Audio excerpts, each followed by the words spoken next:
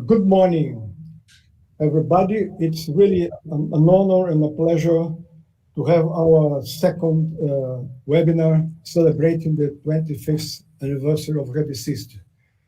The theme of our webinar today is the future beyond the liberal paradigm, sustainable and health production and innovation system.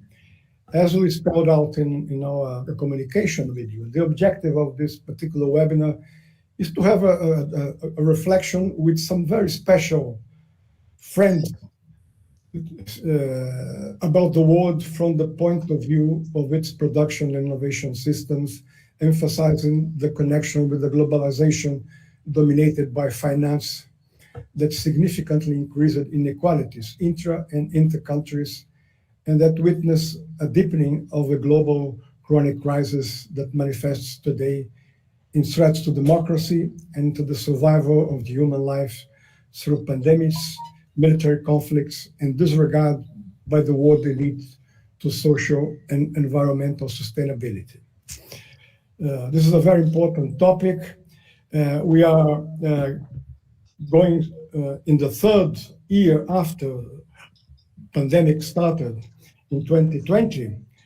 And unfortunately for our world community and society, after 2.5 years, what we are witnessing is increase of inequalities, world poorest countries cutting health spending, education spending, social spending, particularly because the world elite has increased the leverage and the power they have in the world economy.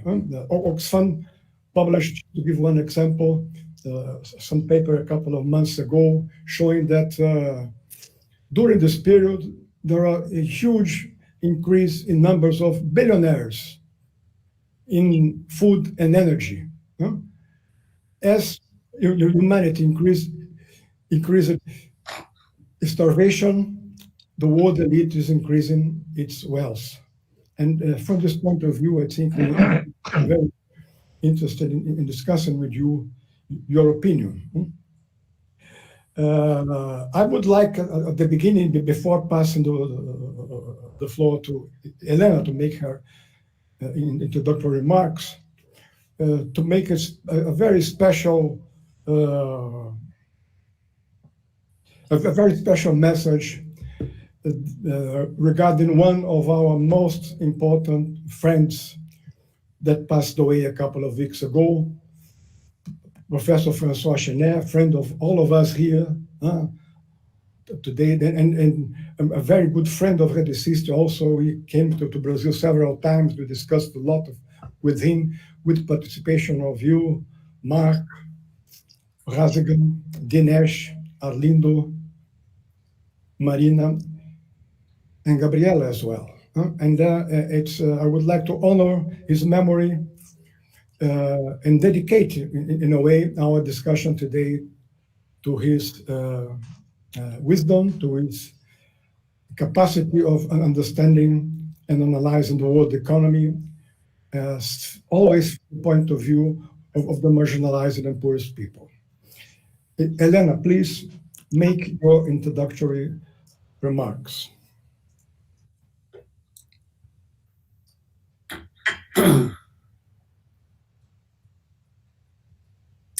Hello, and welcome everyone to this webinar on the future beyond the liberal paradigm. It's with great pleasure and joy that we celebrate this date and see colleagues and friends who are so dear to us. As you all know, and as Brazil is going through a fervent period of proposition in the expectation of a new government capable of resuming development on new bases. And we consider that since the destruction here was so vast, so is the room for renewal.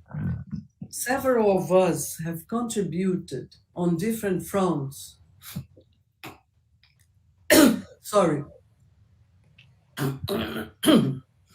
We just been hearing from COVID-19. Sorry about that. So several of us have contributed on different fronts in this process of discussing propositions for the new government, individually or as part of academic and other networks. And we would also want to put forward the contribution of RedeSist. Most fortunately for us, you have been part of some of the activities carried out by our network, which have generated important knowledge that we would like to share in this cycle of webinars celebrating the 25th anniversary of our network. These results make it possible to highlight at least 8 main challenges and imperatives to guide policy proposals for the future of development. We have already sent a list of these challenges and imperatives to the participants of this session. We will make a new review after this webinar, and we'll leave it registered on the page of RedeSist. So, imperative number 1 is to confront the lack of sustainability, sanitary. The pandemic is not finished. Social, environmental, economic, and political sustainability. They are considered as the most pressing and urgent threat to the future of human and other lives. Imperative 2 refers to the need to create new models of thinking, indicators, and policy capable of understanding, representing, and facing the main future of the 2020s, and also that are capable of signalizing new forms of resuming development. Imperative number 3 is to place life and well-living at the center of the new development policies. Imperative number 4 refers to the need to further understand the impacts of digitalization and uncover possible opportunity presented to peripheral countries. Imperative 5 relates to the need to develop and support democracy, inclusion, proximity, sustainability, and economic and financial autonomy, aiming at fostering small producers and their local production system, avoiding the usual and many forms of the leakages of development. Imperative 6 is about the strategic need to support the production innovation system of health and other essential public services.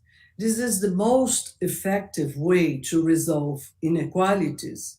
And moreover, we argue that this sort of strategy can mobilize territorial production innovation capacities, offering the possibility of renewing the whole economic structure. Imperative 7 emphasizes the urgency to modernize and democratize the state. And finally, Imperative 8 is to advance the integration of Latin America, BRICS, the Global South, and other partners, aiming at creating alternatives to face the limitations imposed by the rules and conditions of financialization under the hegemony of the dollar and the new form of digital colonialism and other common threats. But I would like to finish by stressing that our research has also revealed a variety of inclusive, sustainable, solidary, and innovative experiences that are already in place and producing important results. This is not utopia, as for instance noted by our friend Francois Chenet. They really need to be further explored and examined, especially for their capacity to illuminate new policies to foster development, or, as some of us prefer to say, to foster well living and well conviving. Again, it's a great pleasure and a great honor to have you today with us. We are eager to listen to you. Many thanks. Cassiolato. Thank you very much, Helena. Okay, let's start our presentations. We have three very distinguished speakers and three also very distinguished commentators for our discussion. I will start by reminding that we have speakers have about 20 minutes for presentation, and discussants will have about 10 minutes for the remarks. I will start with our friend, Professor Marc Humbert. All of you have extensive CVs, and I'll have very few words about any of you. And Marc Humbert is currently Emeritus Professor of Political Economy at Rennes University 1, and he has published more than 15 books and 100 papers on scientific reviews. Until 2000, his main theme of research was the global economic competition among firms and nations. And since then, drawing upon a systemic approach, he has launched in 2002 a network project, PECARE, to build a political and ethical knowledge on economic activities, a very successful project that we are very gladly and proudly participated.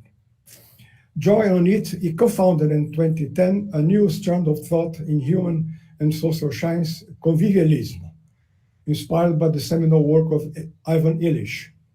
He co-published two convivialist manifestos in 2013 and 2020, and co-launched in 2021 the International Convivialist with members in 33 countries based in Hamburg.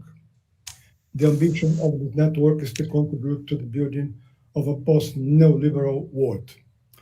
He also now carries out his research at l'IERI, EA 7481, Center for Interdisciplinary Research in Societal Innovation at Rennes University. Marc, please, the floor is yours, and I'll start your presentation while you make your introductory remarks. So, thank you very much. I am very pleased to be part of this webinar at the occasion of this 25th anniversary of your Rede de Pesquisa Emergentes y Sistemas Productivos y Inovativos Locais. I think it is really a very important network. I had few occasions to work with you, and it seems to me that what has been done along all these years was really great in Brazil, in Latin America. A work opened on research carry on at the world level with Global X, for example, and with many connections, as we see today with Dinesh in India, Rasigan in South Africa. I think this is really an important role you are still playing to try to find an issue to this situation, which is really a harsh situation for everyone. Everyone is in disarray. Everyone is in. I think there is a problem with my presentation. Finally, no, we know that we are in the days, in the weeks, no, in the months, yes, in the years, surely, going to catastrophes. If we are not able to change our way of thinking, and if are not able to find out a way to organize something completely new from the past. Because if we are going on like we did, like the elite did in the past, we will not be able to overcome our present disarray, our present situation. So I don't know if you are able to see my presentation. I will try to do it myself if you accept my.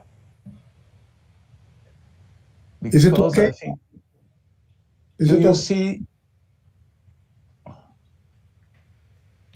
Can you see?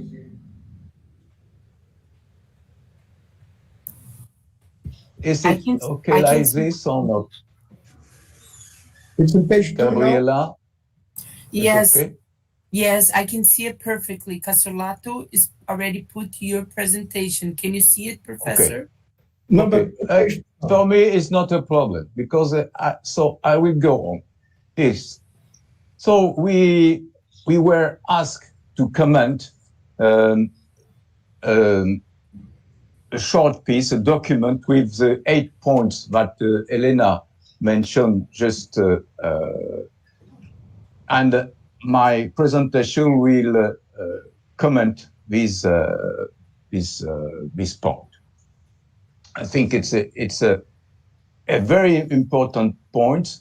I completely agree with the spirit of this 8 point, and my feeling is that it is these points a good guide to implement something beyond the liberal paradigm, and the name I give to that is a solidarity paradigm.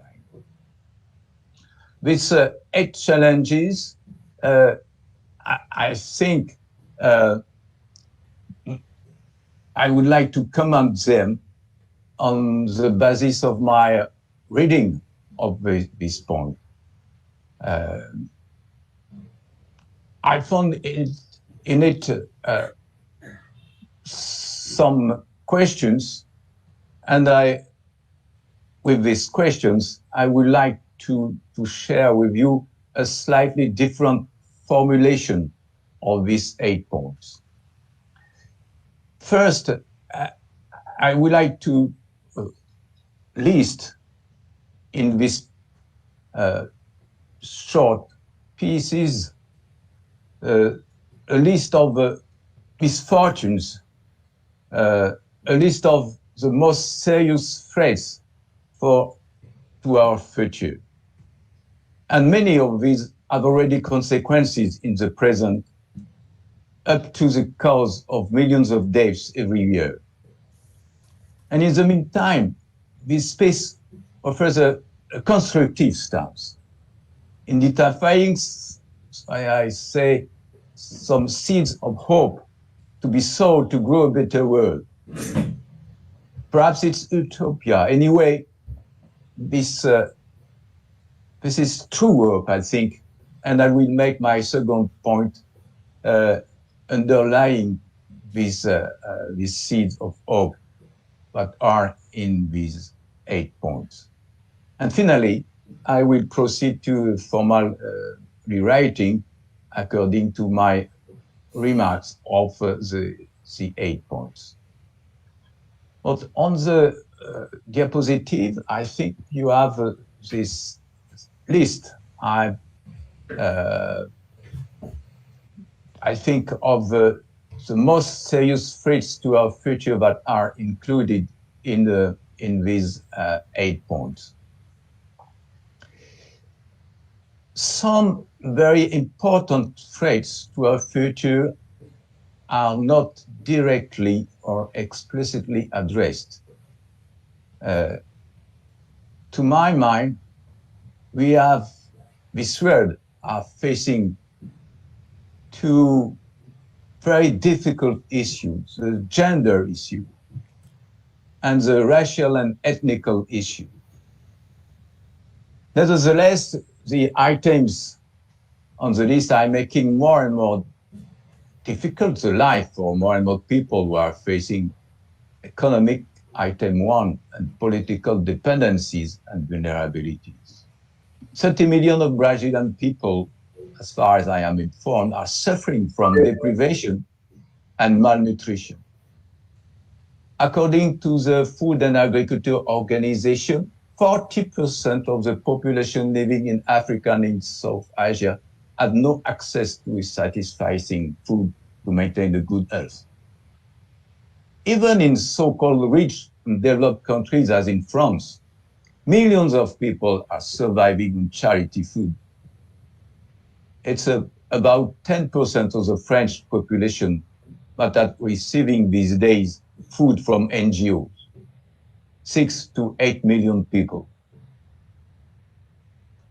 Thus, in all countries in the world, we may observe item 2, dependencies and divisions in the economy and society. So that everywhere more and more people are suffering from environmental pollution. Está falando do número 2, pô. Não sei o que tem na frente, pô. Não viu. Quantos são os números? Directly, Vai dar 20 minutos. 7, 8. Sorry to interrupt you, Marc. Cassiolato, your Yes. microphone was open. okay. So, item 6, climate emergency with serious consequences for their health, life conditions, and this means item 3, deprivation and social injustice. This clearly sounds to me that the world is not progressing. The world is sinking. It is a nonsense to think that the past evolution has been globally positive. The ones who say to me, don't throw the baby out with the bathwater, are foolish. The baby is dying in these lethal waters. It is time to drain the bathtub and to take care of what remains sustainable. The development model was the name given to the path followed by the so-called developed countries, the Western countries. Following this path have operated item 5, large-scale environmental destruction, along with item 9, economic and political imperialism and colonization. Thanks to item 8, the hegemony of the dollar. They have supported the fortune of item 12, big banks and companies. They have confiscated item 11, the material development, or what they call the rest of the world, by the means of item 7, financial globalization, that was denounced by our passed away friend François Chenet. Item 10, digitalization, which led to item 13, increasing inequalities intra and inter countries. The wording development has been given to the changes that occurred from the world expansion of the Western countries since 1492, through colonization of almost the entire planet, through the Industrial Revolution, and through the ideology of the liberal paradigm of thinking. Westerners even promoted this model of evolution to the entire planet, embarking all countries in what was a voyage to a catastrophe. This kind of crop evolution, which is worded development has now clearly become a threat to the survival of humanity. Moreover, to pursue along the past tracks is impossible, as item 4. The world elite has been disregarding social and environmental sustainability. It has cut the branch it was sitting upon. It killed the hen with the golden eggs. Nevertheless, this elite expects that it could escape by the top, climbing higher in technology and consumption, becoming augmented cyber-humans, colonizing other planets, following Elon Musk, and letting on Earth, on the ground, the mass of humans, condemning them to struggle between them in cutthroat competition, rivalry, and wars among nationalistic countries. In case these peoples were unable to pull themselves together to initiate radical changes, I hope they will be able to do that. If not, they will have to try to survive among item 14, military conflicts, and item 15, pandemics. The past evolution has clearly been a regressive one. What may we expect for the future? So, D4. The piece to comment offers a constructive stance in identifying what I have worded seeds of hope to be sowed to grow a better world. The list of items are on this diapositive. If you agree with my remarks on the past evolution of humanity, it's difficult that this past evolution worded as development by the liberal paradigm, supported by this model of thinking, should be continued. Development has led to our present situation of a planet which is becoming hostile to its human inhabitants. Thus, clearly, a better world cannot be reached. Item 1. Resuming development, as Helena mentioned, is not exactly the word I should like you to use. On the contrary, we do need to adopt item 2, new models of thinking, which could help us to place at the center desirable policies with item 3, life and sustainability as the axis of the new projects of well-living. Thus, I suggest to substitute to development the locution societal transformation for a sustainable well-living. There is a process of societal transformation to organize, and we must define a target in terms of well-living to be estimated with appropriate indicators, as this is mentioned in the point 2 of the document I am commenting. That means a non-exclusive reference to the sole growth of the GDP, because this target, societal transformation for sustainable well-living, is clearly different from that of GDP growth. It is to enhance a sustainable well-living for all the members of the society. Thus, to my mind, we must modify item 1 into resuming societal transformation for a sustainable well-living. Retomada de una transformación social para un bem viver sustentable.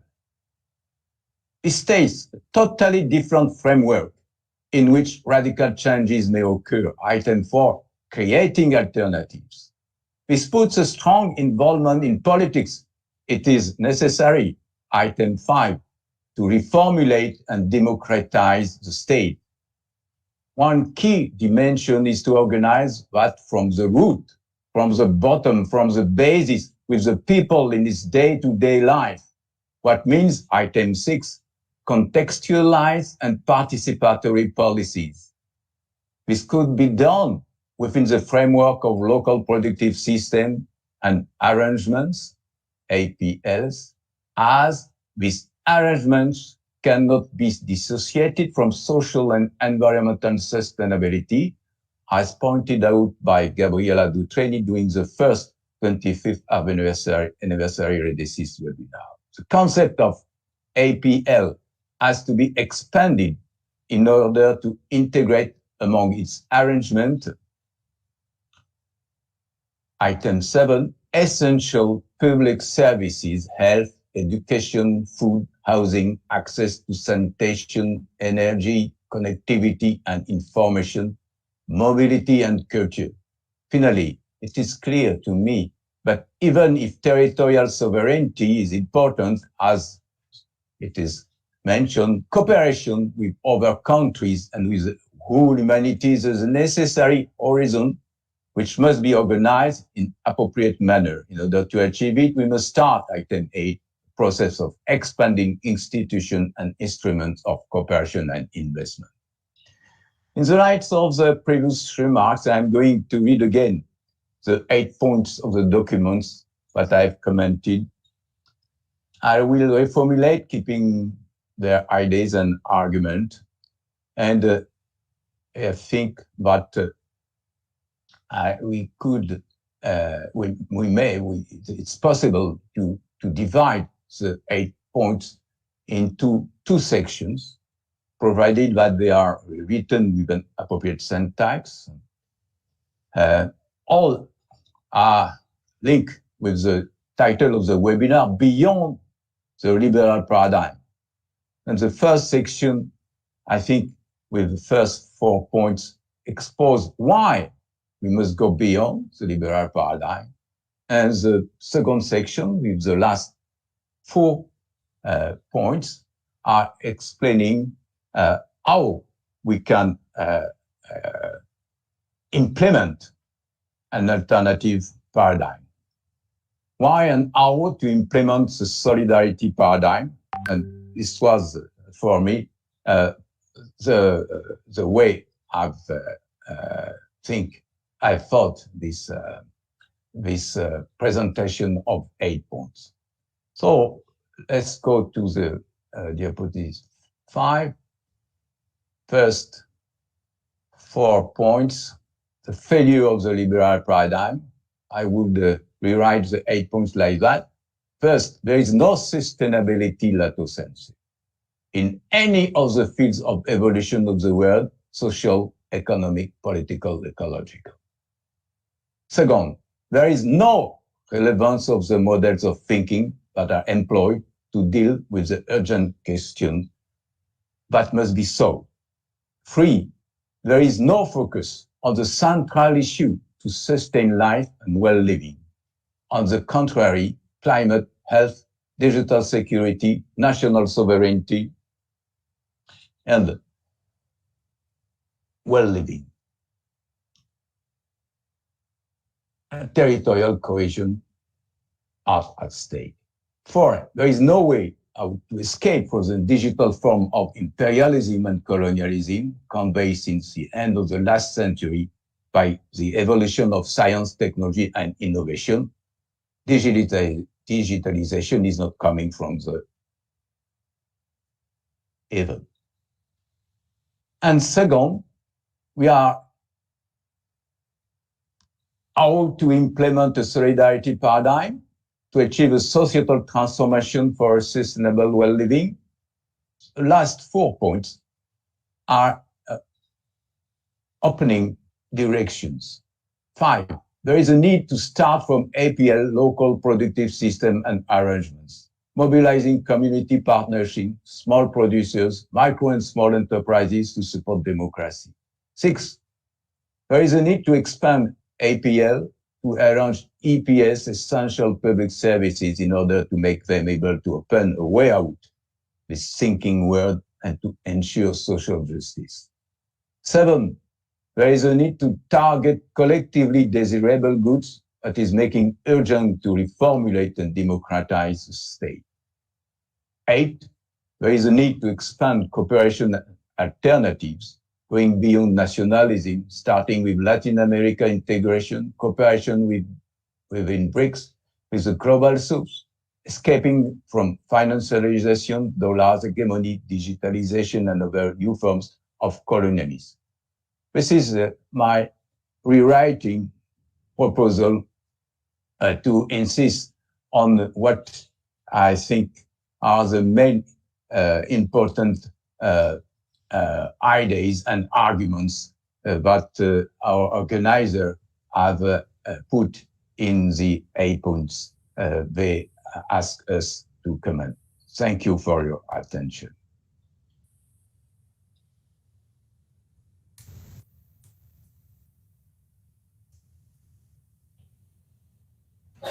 Thank you very, very much, Marc, my friend, for your excellent and very precise reading of our proposal and an analysis of the world situation and future prospects for our humankind. Very, very important, and we really appreciate your fantastic intervention. We move now to our second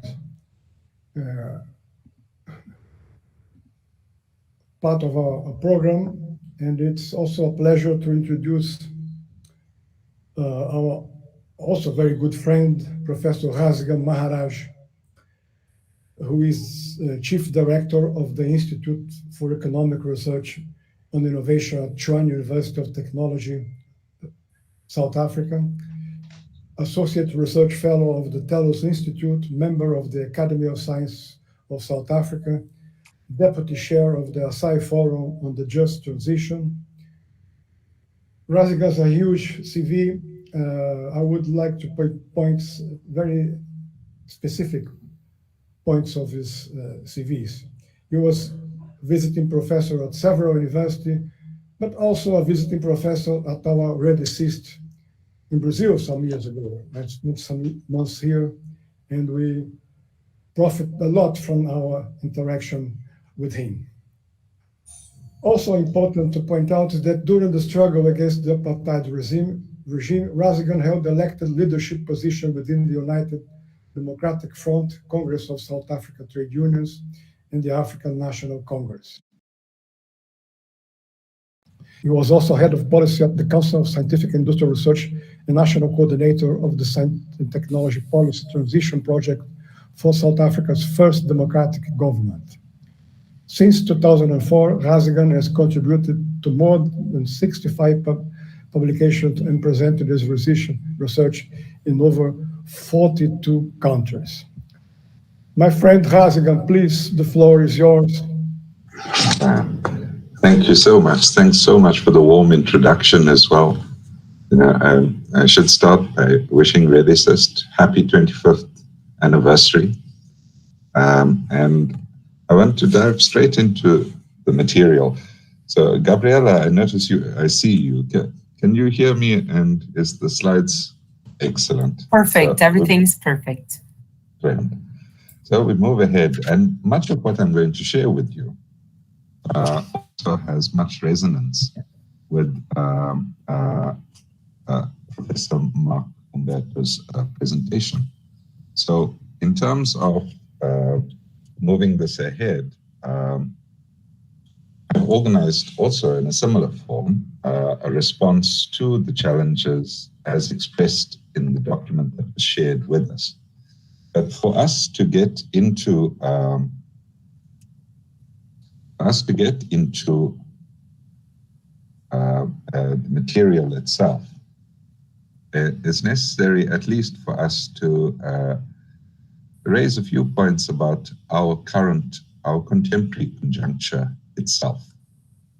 So I'm just, so please excuse me. This is also, as Marc Humbert pointed out, digitization is not coming to us from heaven, but it's coming from very deliberate firms. So some of my troubles with moving between screens, etc., is part of the consequence of that itself.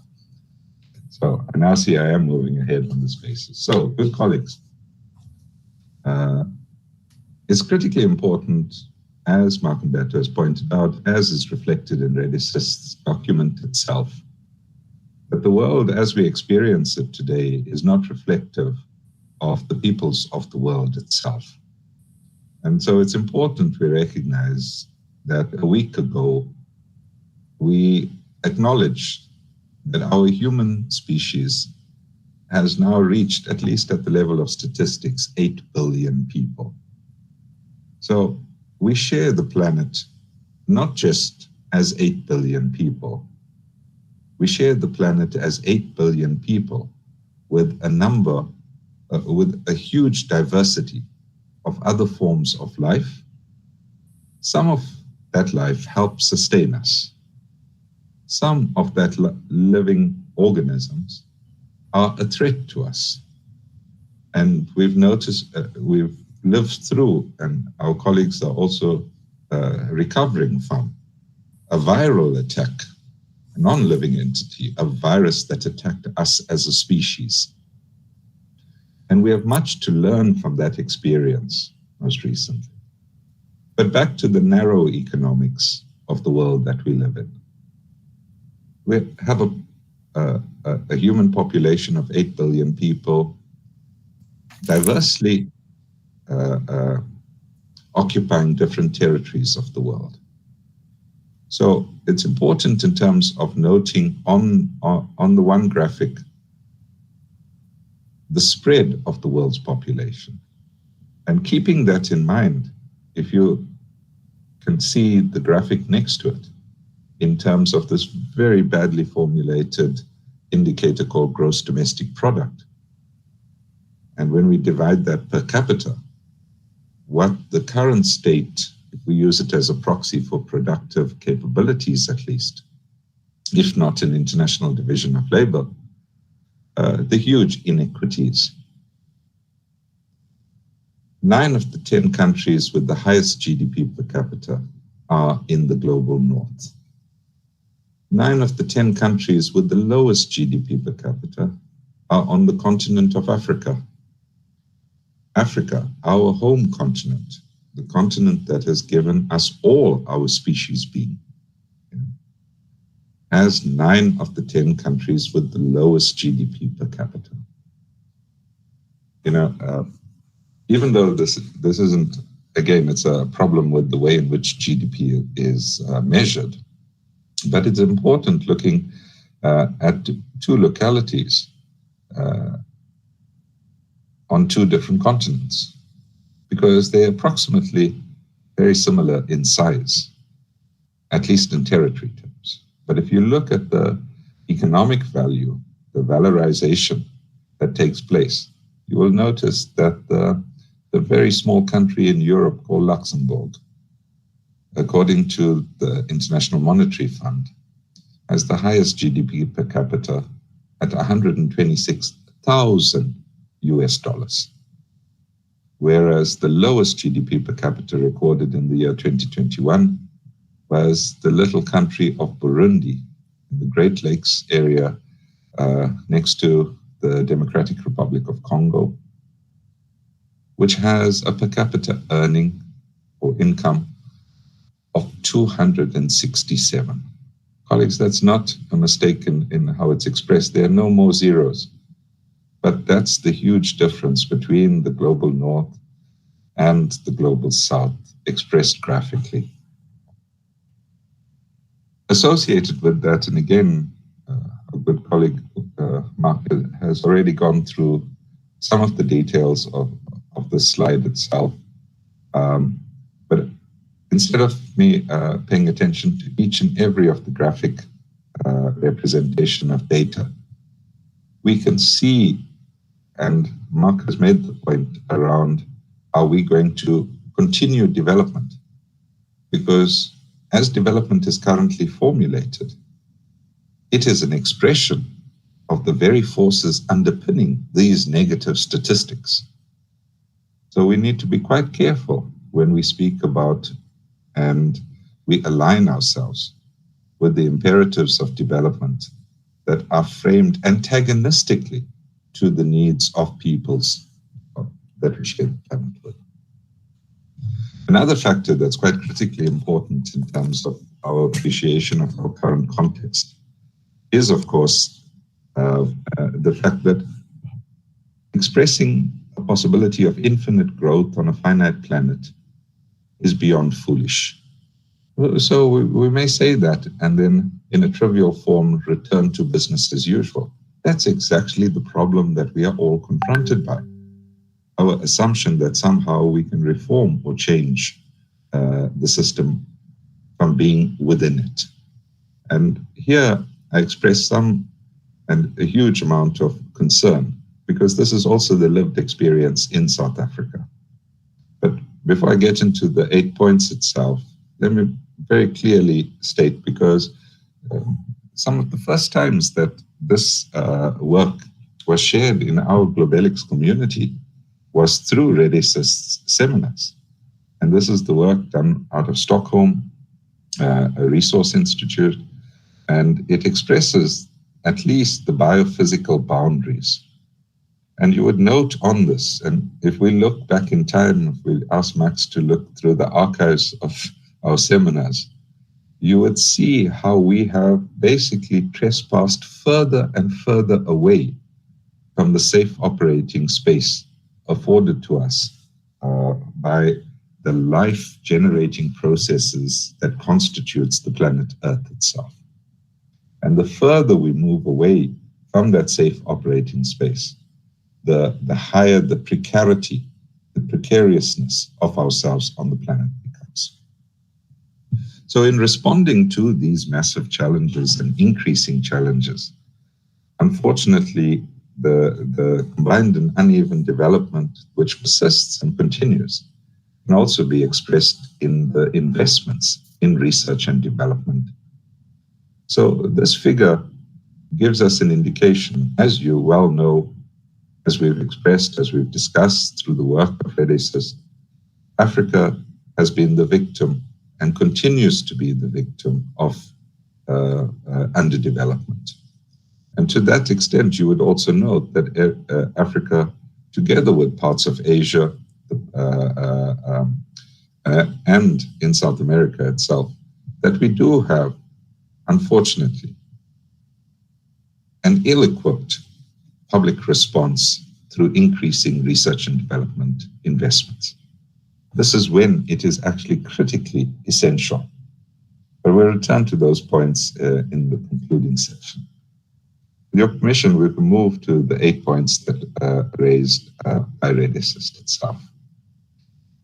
I think quite important in terms of how we tackle the challenge of sustainability itself is to note, as a colleague, Professor Matthias, spoke last night in an event that I'm currently involved in, about the success of the Montreal Protocol.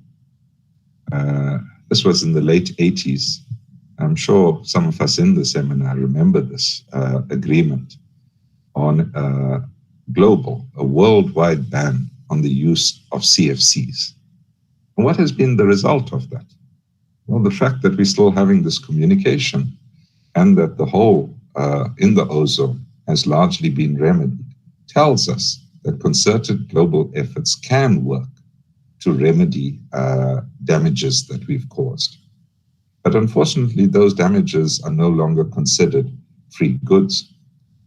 And as we've now realized after the UNFCCC 27th meeting of the Conference of the Parties, that we've only got as far as getting the recognition of a need for loss and damage funds to be invested in to help low and middle income countries respond to the challenges of climate change.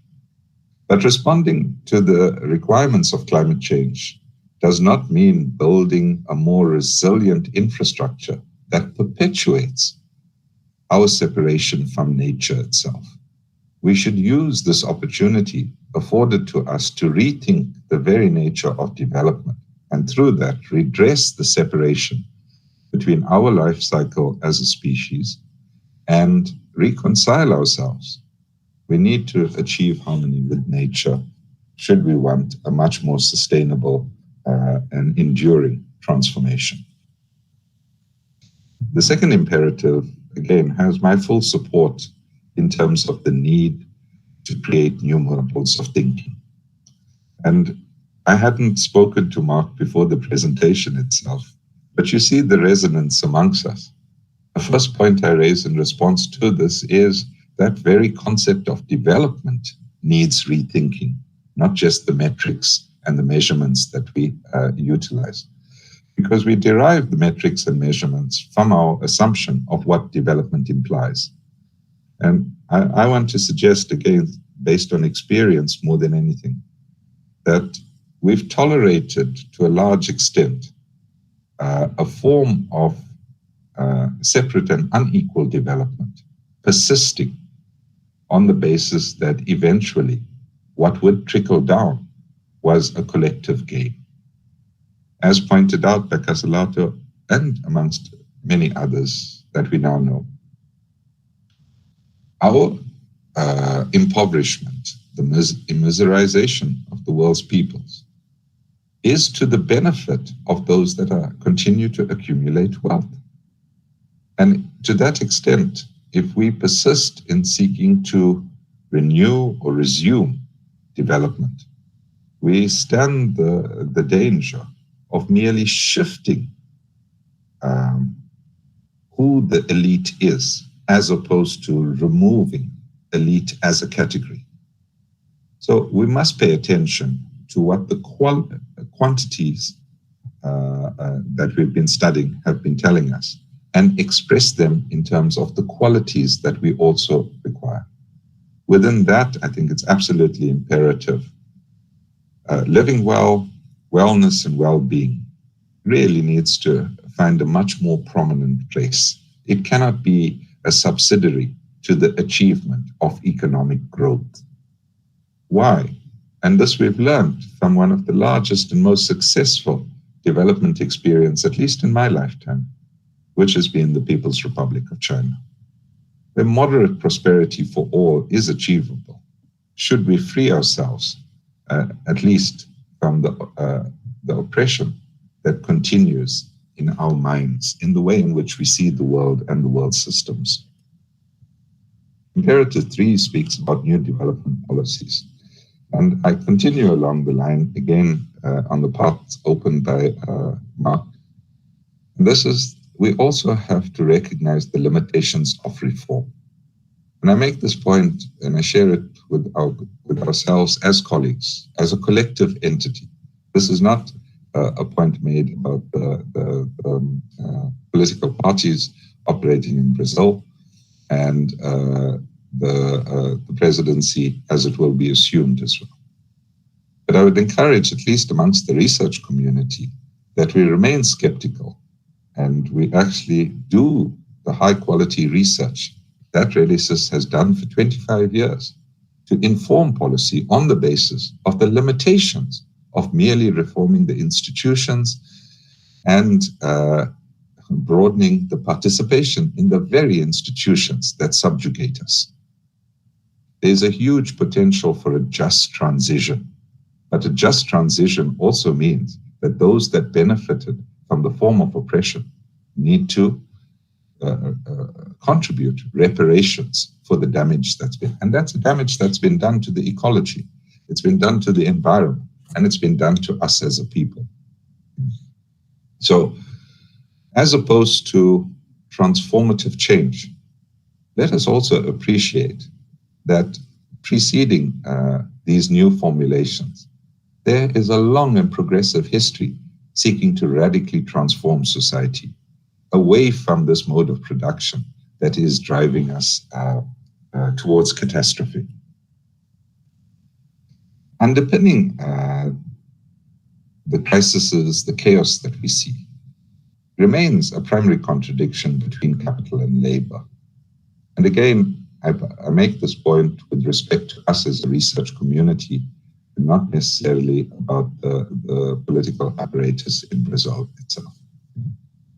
We are experiencing globally fundamental changes in labor processes. This includes issues of automation, includes issues of digitization. It includes issues of artificial intelligence.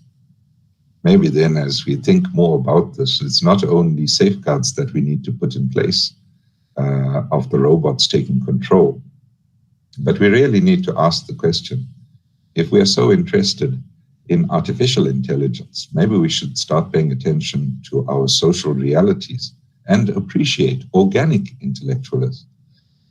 This is something that's quite important for us to redress. Why? Because we have the data that proves the inequalities expressed under late-stage capitalism remains vested in the very algorithms, the very models that underpin some of those changes with digitization.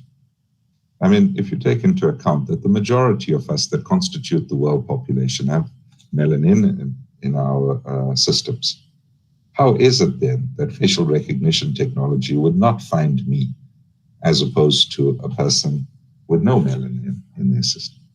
So we have to worry about what we carry forward. How do we perpetuate and extend the political imperialisms and colonialisms? Is there a possibility, and I really hope we don't lose touch with the notion of post-capitalism offering us alternatives. The pointer under Imperative 5 also finds a lot of support from me. I really want to encourage, and you'd see it expressed very similarly to Marc, inclusion, democracy, and sovereignty. What was informal yesterday gets formalized tomorrow. But in that institutionalization, do we lose? Is it an accommodation of the path breaking of the new way of enterprise organizing? Do they then subscribe back into a very narrowly framed capitalist mode? And through that, as we've seen in other more advanced, mature capitalist economies, are pushing away off the ladder that excludes the possibilities of countries expanding and improve quality of life for all. Besides the austerity measures that are coming at us, we also need to continuously pay attention to illicit fiscal flows, the way in which resources escape our countries. And we know this, it's not just happening in South America, it's not only happening in Asia. Africa loses more money, and I use the word illicit. You'd note I didn't use what the UN is using, illegal. And the reason for this is the illegal component cannot be considered on its own. It has to also include what is considered legitimate under capitalism, but which basically sees unequal exchange being perpetuated. Why? As our late comrade Francois Chenet reminded us, we live under the hegemony of financialization. And it's feeding this beast of financialization that sees elites accumulate wealth in our societies, but that wealth is not invested in the development of the territories that we occupy. Rather, they relocate back to New York, back to London. Imperative 6, public goods and services, is something that are incredibly important. We need to worry here about the language that is starting to spread, and we've heard this, called building back better. You'd see a whole raft almost mirroring import substitution taking place in the most advanced mature capitalist economy of the world, where not only are subsidies going to be offered to United States of America firms, but also technologies will be deprived from being shared on global markets through sanctions and other forms of fighting the rivalry, especially with the People's Republic of China. Russia follows that, and the rest of us are also in danger. As you know, if it can be perpetuated against one, it can be perpetuated against all of us. The question of the quality of infrastructures that we outline also need to take into account the facts that we have about the world and the world systems that we ourselves have contributed. We've co-constructed this world. And this world isn't constructed on a basis that is sustainable. So we need to relook at that. We need to reappreciate the notion of the commons. We need to guard against enclosures and appropriations of what's generated in the commons itself. Forms of cooperative labor, etc., cannot be excluded from us thinking about the future. Imperative 7, democratization of the state. As we've learned, and especially through the legal instruments which legitimized the coup in Brazil, we need to be quite careful again, and I keep repeating this, the limitations of reform, using the same discourse, using the same framework to want different outcomes, as you all know, good colleagues, is a definition of insanity that we live through it. We need to be absolutely clear about redressing corruption and the state capture that we've seen by private interests. Through this, we can embrace the possibilities, as I mentioned earlier, of real radical transformation, not just incremental transformative change. And that brings me to imperative 8. Again, full support, but we need to go beyond this line of thinking of colonialism, post-colonialism, neo-colonialism.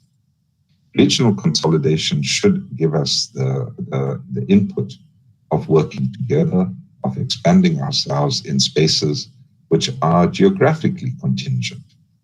BRICS and global development, as you all know, we've got a huge number of countries that want to join BRICS. To some extent, BRICS is increasingly being seen as a countervailing force to the hegemony of the G7. Yet, all the members of BRICS are part of the G20. So we need to be worried about the extent to which our alternative is actually being used to rescue capitalism as it currently exists and provide a legitimacy for the continued hegemony of the United States of America. In this iteration, I would also encourage that we consider the term pluripolarity, not just unipolar, not just bipolar, not just multipolar, but the fact that we can have a distributed spread of power across the world, which is non-hierarchical, whose object is the development of all based on our needs and where we are located. So, good colleagues, as I come down to the last 2 minutes of my time allocated, I want to end on points which really emphasize the notion around a people-centered, harmonious relationship with nature is possible should we choose to embrace it. I say that in such a positive way, colleagues, while also hiding the fact that most of what we are thinking about is antagonistic to exactly that. Thankfully, the second largest economy in the world has orientated itself since the 20th Communist Party of China conference towards establishing this as a central goal over the next century itself. We should be enjoined. Why? Because we've learned there is an absolute need for global coordination, absolute need for global regulation and global planning. We should not step away from this and return to the so-called liberalism of laissez-faire. Global public goods and not just goods and services anymore, now also platforms, the very digital mechanism through which I'm communicating with you, need not be in private hands. These are elements which help constitute the future for us. I want to encourage, as we look then, in closing my intervention for now, I would really encourage as well a perspective which seeks to relocate science, technology, and innovation for and with the people, as opposed to science, technology, and innovation for firm or corporate or private gain. Muito obrigado. Thank you very much, colleagues.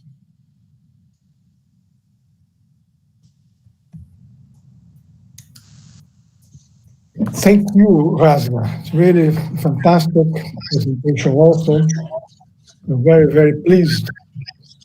And we are moving straight to our third friend, Professor Dinesh Kumar Abrol. He retired as chief scientist from the National Institute of Science, Technology and Development Study, the famous NISTADS, in India and served as a professor at the Institute for Studies in Industrial Development. He's now coordinator in transdisciplinary research cluster on sustainability studies at JNU University in Delhi, India. He's involved with the All India People Science Network, a network of state organizations working on the agenda of science for people in India. Earlier, he also served as governor of India. He was a accredited expert on science and technology policy in the European Commission. As a STS researcher, he has over 20 research monographs and 30 book chapters. He has over 100 research papers to his credit in the field of science and technology and innovation policy. My friend Dinesh, please, the floor is yours.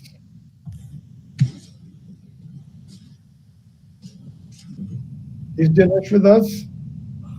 I'm just looking for the tab. 1 second.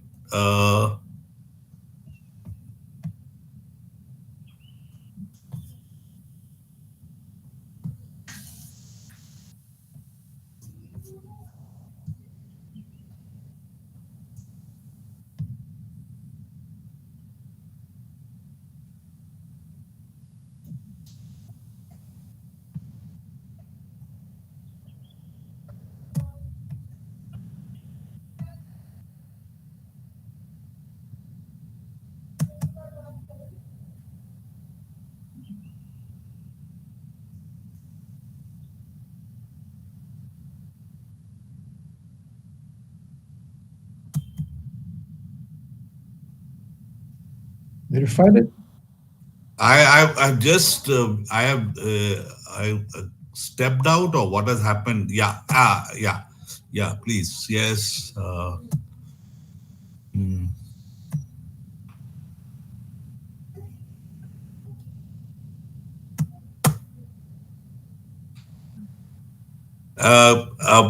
not you share it, Jose? I just am at the moment I'm not able to find the tab. Yeah. Okay, I'll try to. Okay, why don't you share it? Okay, I'll try to do my best here. Yeah.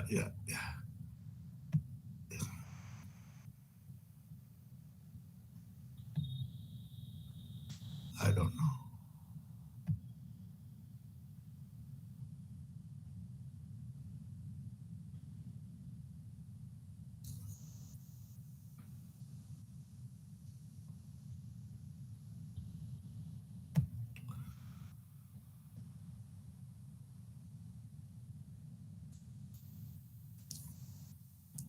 Yeah.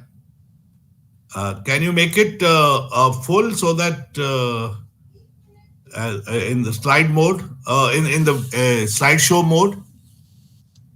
Yes, you please tell me when you want me to move. Yeah. Forward, okay? Please move to the next slide, please. Okay. Yeah. Yeah. Okay. Though it's not yet full slideshow, but I hope it's visible. Is it visible? Yeah. Okay. Fine. Though this is not the full slide, but I wish it was. It could have helped. Okay. Let me start with the text that Jose and RedeSist friends have shared with us.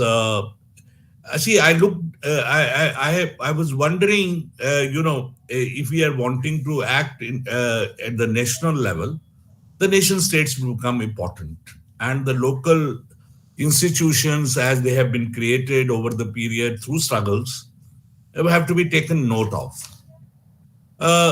And I just want to start with that particular caveat, that if I look at the own Indian experience and vis-a-vis other states' experiences, it comes to my mind that I'll start with what we could achieve on account of the struggle that was carried out against colonialism, and a state which was created, which had the legacy of the freedom movement.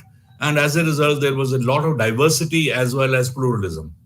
And several paths along with the directionality in the the main path, which was the Nehruvian path, focusing on autonomy and on the people-centered development, though it wasn't, but at least it was a development which actually sought self-reliance. And in that self-reliance, it rejected aid, dependence, and a lot of institutions which got created as a part have served well the people over the period, even till date they are serving. Starting with that particular point, it comes to mind that that state, why did it actually over the period change its course? It changed its course because of the attitude that the domestic capital changed. Because after all, the state that India created, it was a capitalist state. It was pursuing a path of capitalist development. And in this particular state, in fact, pursued the path with full consent of the domestic capital, which actually allowed us to create public sector, the state-owned enterprises, the state institutions, and that happened. And to the extent that the other movements, like the left movement or as well as the Gandhian movement, could coexist, that was because of the legacy of the freedom movement and the strength of those particular movements in themselves. But over the period, the ecosystem began to be impacted by the very capital to a totally new direction. And it happened also on account of the global developments which took place. After the 80s, there was a totally new world, and we entered into new institutions globally as well as at the local national level. If you look at the institutions like WTO, for example, World Trade Organization, which was very different from GATT, the General Agreement on Tariff and Trade. And in this particular, there was a freedom for capital sought, and the Indian capital, though initially wasn't very favorable towards that, subsequently it did give in. But over the period, now that 30 years have passed since then, with 90s, India accepted to become part of the globally integrated path to development. The transnational links of the Indian capital developed, but developed in a very different way compared to, let's say, even China. And I think the dialectics of the nation states and the capital need to be taken into account. And I think the Chinese state actually, even while being part of the World Trade Organization, could create space for itself, and that made a difference to the way the path was formed or constituted in the post-80s period by China. And I'll come to that. What difference did it make? My next point is that during this period of post-90s, post-80s, the neoliberal pathway, the first very target was in the case of India, and one can say that science, technology, innovation institutions were targeted by the global capital, and they tried integrating and compelled in a way or induced in many ways these STI investments to contribute to building dependence rather than retain whatever autonomy was there. That autonomy began to erode as far as this is concerned. And these neoliberal choices finally also impacted on the people as a whole, and the welfare state dwindled. And that is the kind of story that we have till now. Now, next slide, please, if I can. If I compare India and China, because these are two large countries like Brazil, which have pursued during these 3 decades or 4 decades a certain kind of path. And that path, which is, I would say that was pursued very differently in China. And if you look at, I give few examples here, that even when they became part of WTO, and in fact became part of WTO with much tougher conditions compared to India and Brazil, China bargained with global capital, and foreign direct investment was allowed in the coastal regions, but they also had in parallel indigenous innovation and independent innovation programs, which have been documented extensively, and that's why China, in fact, is able to give a challenge to America in, for example, artificial intelligence, Baidu, Tencent, Didi, Alibaba, you name the new enterprises, and they've used their state-owned enterprises in huge effort that they made to even create firms like Huawei and others, and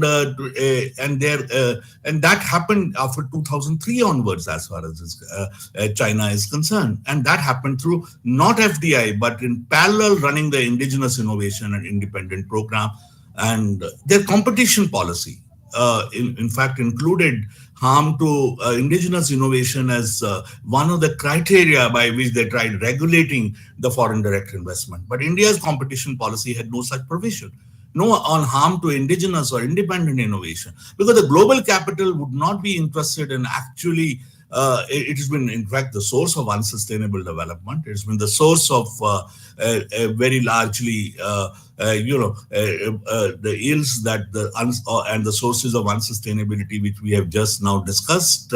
Why would it actually be pursuing,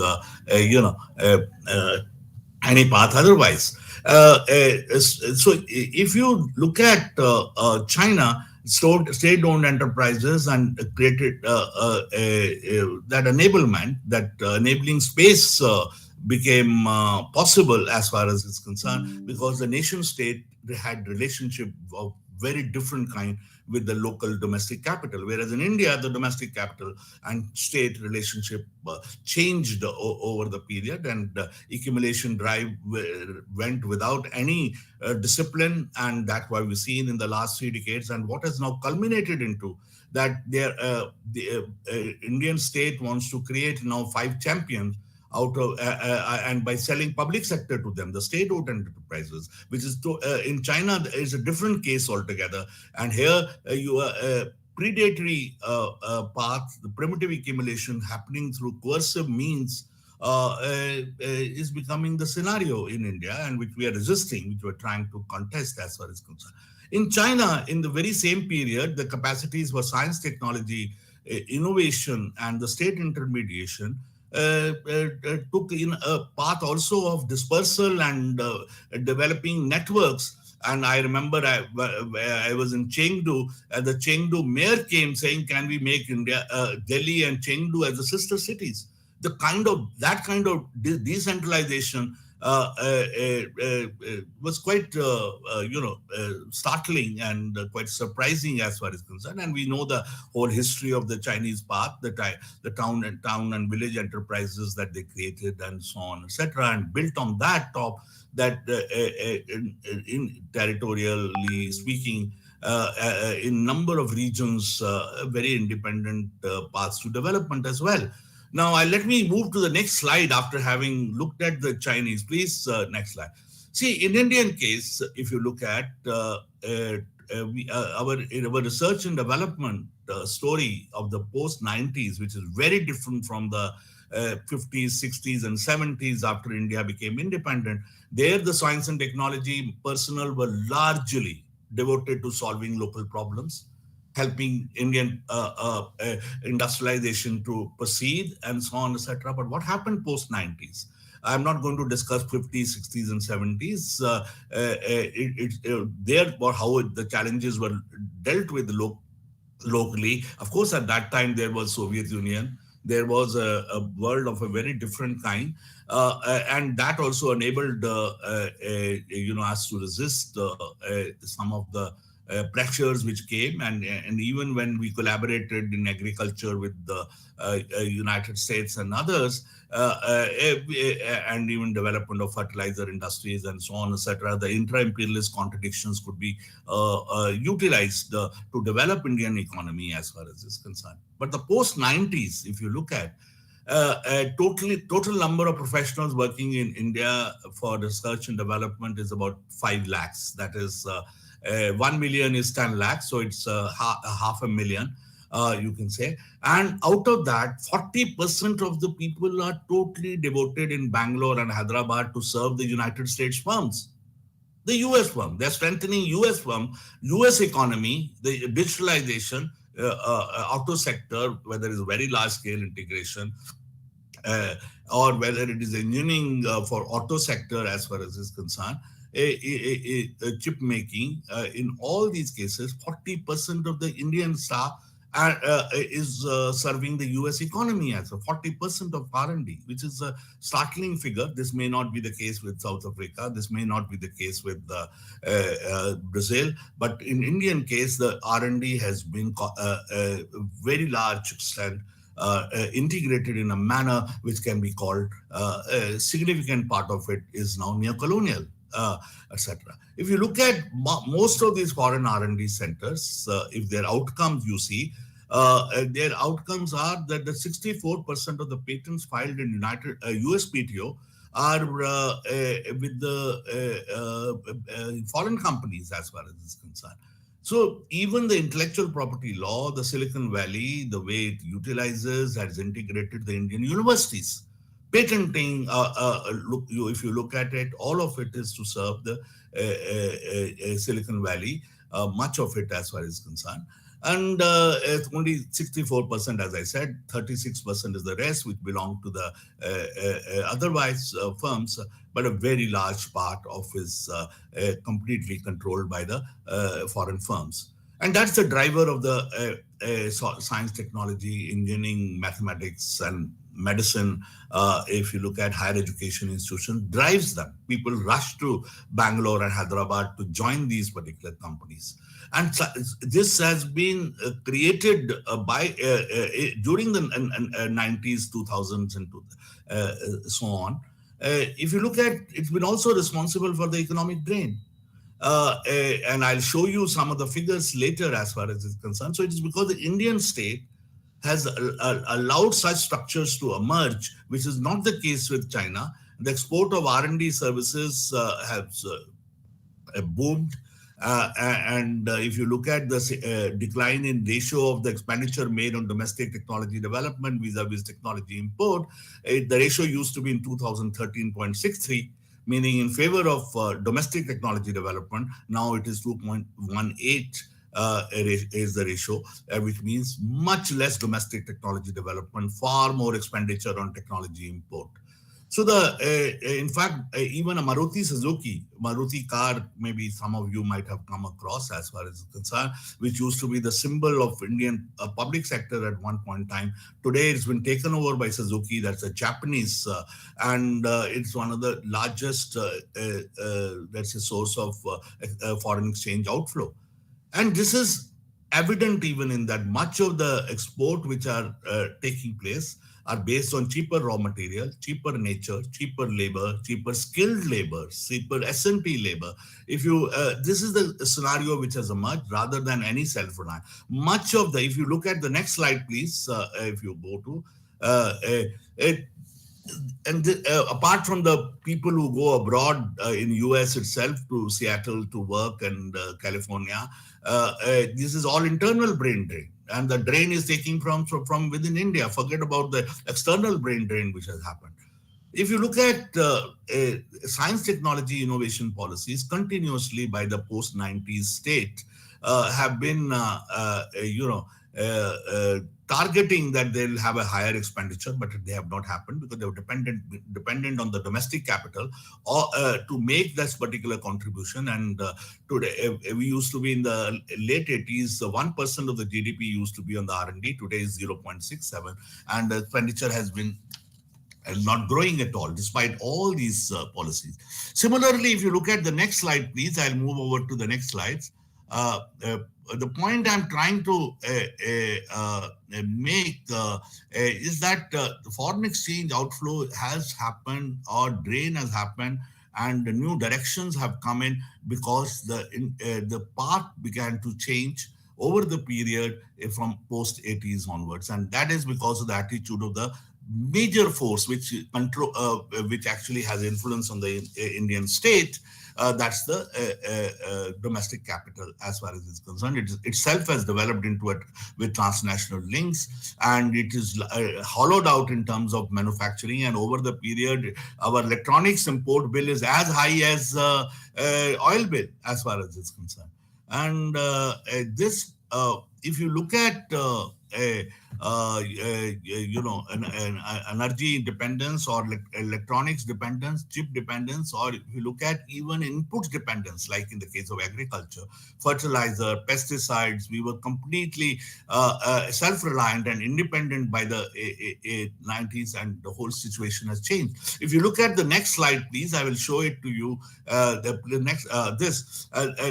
These are firms who control now the Indian agri-input sector. That's the Bayer, Dow, DuPont, Myco, Monsanto. These firms, and now these firms all are showing that less foreign capital comes in and the more goes out as far as it's concerned. And this has all changed since the 2000 onwards, and the minor signs show that. If you go to the next slide, please, you will look at next slide, please.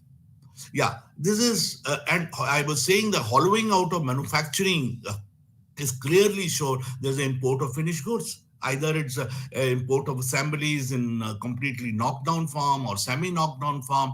This is what now will become pervasive as far as concerned. We were in fact far more self-reliant compared. China, South Korea, India were all at the same mark in the mid-80s as far as is concerned, and which is a totally changed situation now. And that firms which used to make in India, now they make in Singapore or make in Europe, and they import. The imports have grown. The import dependence has grown hugely as far as it's concerned, and continues to grow. Next slide, please. Yeah. Next slide, please. Yeah. So see, issue is not only that the drain is taking place. Issue is not that the integration has taken place of 40% of the science, technology, infrastructure, and personnel, the human resources who are now today devoted to the serving US economy. But if you look at even to the extent social development, welfare state for legitimacy of the capitalist path, and the path of global integration requires, even for that, the R&D schemes are now far less. And NITI Aayog recently evaluated 125 centrally sponsored schemes under 10 sectors, covering close to 30% of the government of India's development expenditure, approximately coming to 3 lakh crores per annum. Evaluation underlined the lack of R&D for implementation of different schemes as they're concerned. Out of the 111 schemes, only 26 schemes had some amount of R&D support as far as concerned. A large part of the developmental scheme meant for social sector, social needs, today does not have any STI support or does not have any R&D support. R&D funded through a few scientific agencies and contributions by state governments, even in agriculture, healthcare, and education, have started implementing what is called new public management. They develop up to a certain stage knowledge, and then they hand over that particular knowledge to all the private capital. So private capital is of whether a foreign origin of the Indian, it pursues paths which are very different with regard to the social development as well as ecological challenges which they have to meet, and equally in terms of economic dependence, they pursue a path where they're import dependent. Next slide, please. Next slide, please. Yeah. So if you look at, as a result, innovations structures have shifted away from recognition of basic needs. So we got to recognize, start with where our states are, respective states in South Africa, or because the world is divided in nation states as far as concerned. And even at the global level, the institutions today which are there, they are all for freedom for capital. at the moment, and that has to be made through, of course, new models of thinking as well as through the solidarity movements. That, of course, is the key task many of us are involved with at the moment. But it is to be recognized that the larger structures, the institutions, over the period have undergone change. At least I say from the experience which is vis-a-vis India. Now, so if we are starting at from there, we got to recognize power lies with whom at the moment, as far as concerned. It is with the oligarchs of either global nature or of Indian. And all the public sector institutions which we created, for example, the latest one which I've been involved in defending is the Central Electronics Limited, which was involved in making solar photovoltaic, as far as concerned. If for renewable energy transition, you need a firm locally, as far as it was the firm, and it was sold to a furniture firm, a trader, a non-banking financial company recently. And of course, we could resist, we could fight it out, and still the battle is on as far as is concerned. For the time being, that has been halted.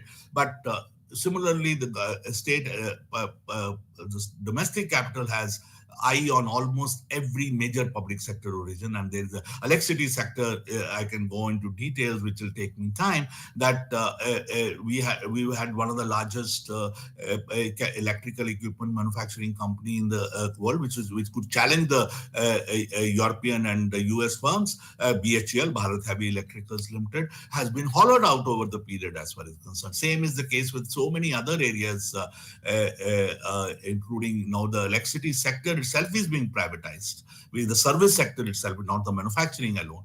So if you look at that, what is happening is that politics has to be resisted, and we are trying to resist that politics in India by mobilizing people on the ground. But that is what's and the new legacy has to be created. Is another second freedom movement which is required.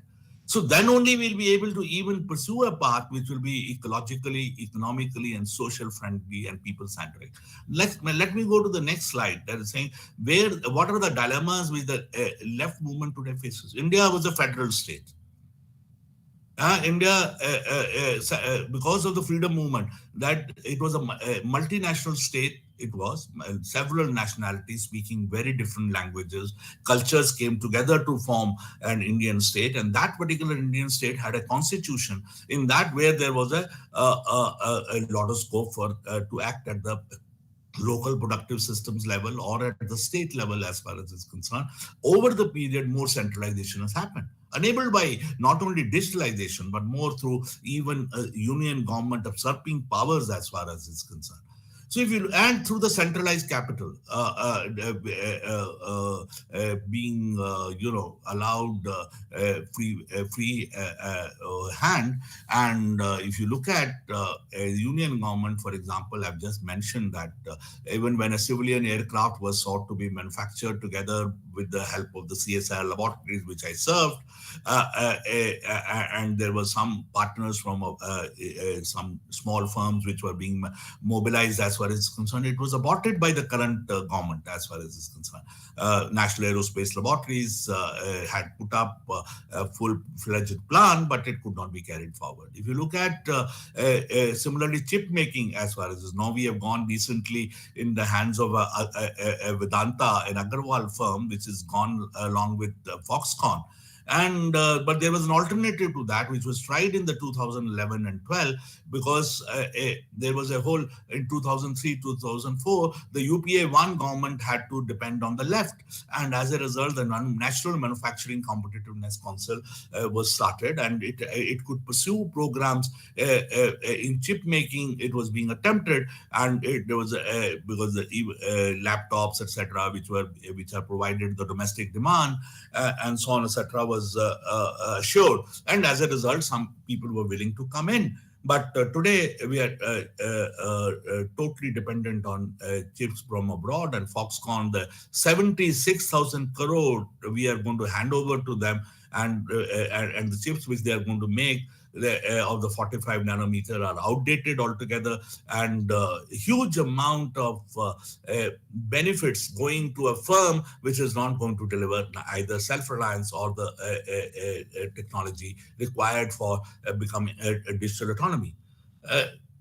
We had policies which have been abundant for developmental contracts, etc., because the global capital and the domestic capital are in league to prevent that development contracts, which are to make the local STI, to enable it to contribute to the Indian economy's autonomy. No.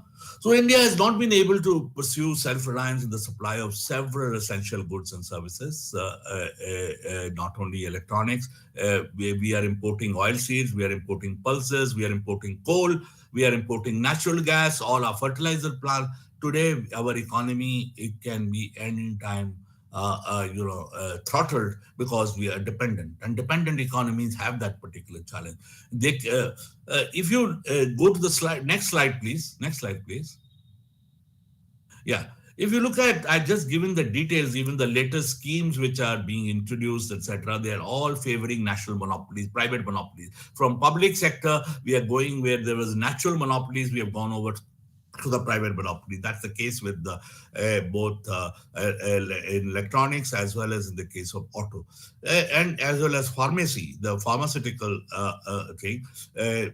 We are importing APIs from outside, though we are known to be the pharmacy of the world, including of the third world, etc. If you look at the pharmacy itself has got hollowed out with all the APIs, the active pharmaceutical ingredients. So even if you want to move to more environment-friendly paths to pharmacy, I can get into quite a lot of details. I've worked on it for quite some time on that. Enabling institutions are not there, ecosystems are not there. Next slide, please, if you go into, yeah. The point which is that this is where we are at the moment. How does one change it? How does one create space for more, imperatives which you have outlined in the RedeSist, document? As my pathway would be, as far as to begin with, let us say, that the Indian state is incrementally or disruptively made to move into allowing science, technology, personnel to actually contribute 50% of their time to Indian problems as well. That's the kind of demand with which mobilization will have to be done. We can't ask them to leave jobs altogether in Bangalore and Hyderabad, the Indian Silicon Valley and the Genome Valley. We can't ask them to leave jobs, but we'll have to say allow moonlighting, which is you can work for more than one employer, which means the Indian state will have to create S&T missions. Global challenges not to be left in the hands of the Bill Melinda Gates Foundation, but the Indian state introduces independent missions, societal missions, for which science and technology personnel are made to contribute. Our laboratories, etc., which have today leave the knowledge at a stage where they have to hand it over to the private. They take it to the collaboration with public sector, and public sector built the Indian power sector, steel sector, fertilizer sector, and those institutions have to be saved. And at the moment, I'm convener of one of the Public People's Commission on Public Sector and Public Services. Precisely that fight is what we're carrying out there. So if you are wanting to have transition, which is towards more soothing for the planet, and it takes into account the climate emergency, you require the instruments, you require apparatus, and that apparatus lies in these institutions which are being taken over. Let me, similarly, there is a challenge, fine, and I think, let's take the next slide, please. I'll just, imperatives as far as concerned. I think this probably is my second last slide or the last slide. That is, that if higher education institutions and research development institutions and the enterprises can be decoupled from the global capital, then there is a possibility of pursuing all what has been actually stated in the requirements of the imperatives. The next slide, please. The last slide, please. Is this the last slide? Yeah, I think this is the last slide. So I'll conclude it with this, that our state governments will have to resist because the state is a very important instrument. Without that possibility of constructing new paths, one can, and what I spoke about, that the first freedom movement enabled us to create a state of a particular kind, which was far more democratic than what it exists today. Of course, it was pursuing a capitalist path of development, but left a certain amount of diversity and plurality to be enabled as far as is concerned. And if today we have to influence the Indian state, though fortunately there is a possibility of that, both through federalism as well as through even influencing the union government, to be taken over by through solidarity movement, through resistance movement. And we are trying to create new alliances and formations which would possibly pursue alternate agenda. Without that, the polity. You are fortunate, and I hope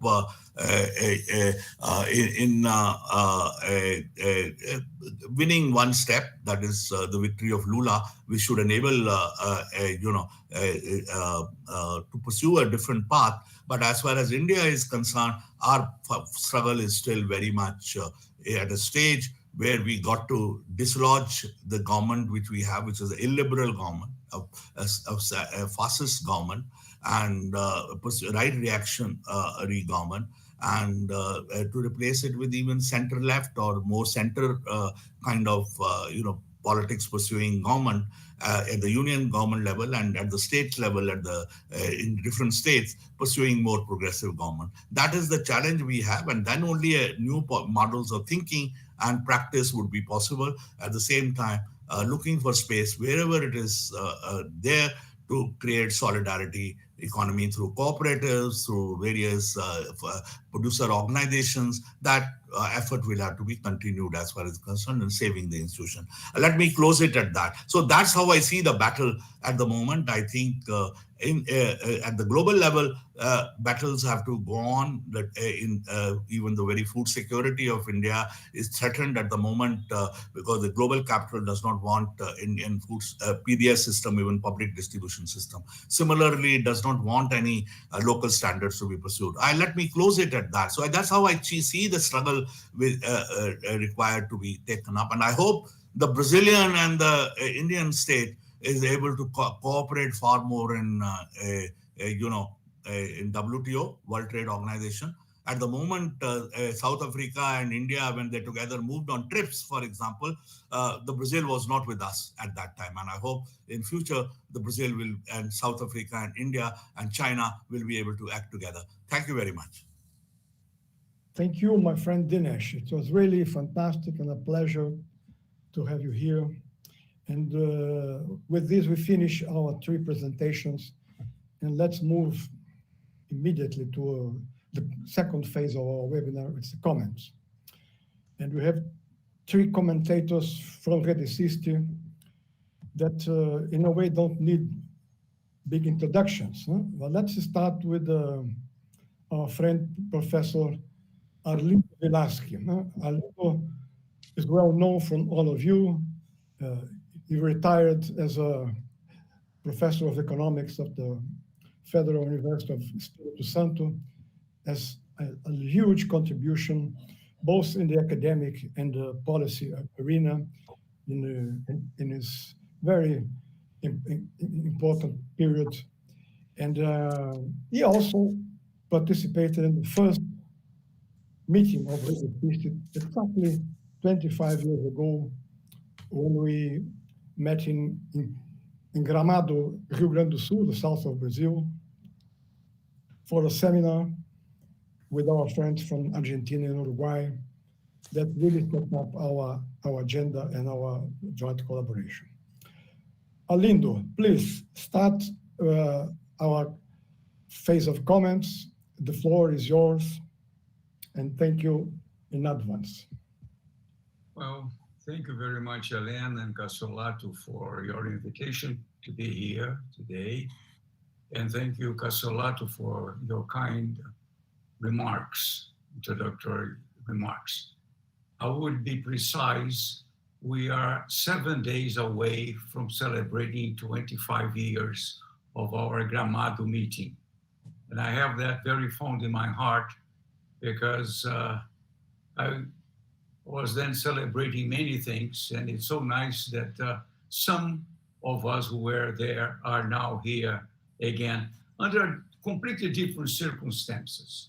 It's always important to remind that our main objective at that seminar was to work on globalization, local systems of innovation, because at the time we are kind of not so sure that our systems of innovation were working given the neoliberal policies that had been placated most of the countries that participated there, Uruguay, Argentina, and Brazil. But we are always very optimistic, and I can even remember the title of my paper, which was Dynamic Elements of the Capixaba Regional System of Innovation. Having said that, I appreciate very much the talks of Rasigan, Marc, and Dinesh. Thank you very much for once again contributing, for thinking ahead. But if I may, I would say that if we are going to really accomplish societal transformation for sustainable well-living, if we are really moving towards the challenges of the possibilities for radical transformation, we ought to move beyond the Euro-centered cosmovision. And if we're going to do that, if I may, I would suggest that, yes, we do have to pay attention to native people around the world. But I would strongly recommend that we pay special attention to native people in America. America, this place that was invaded 530 years ago. And ever since that invasion, 70 million people, local people, native people, have been exterminated. Unfortunately, this keeps on going. Let's just look at what happened under Bolsonaro in Brazil in this almost 4 years, and we can notice that.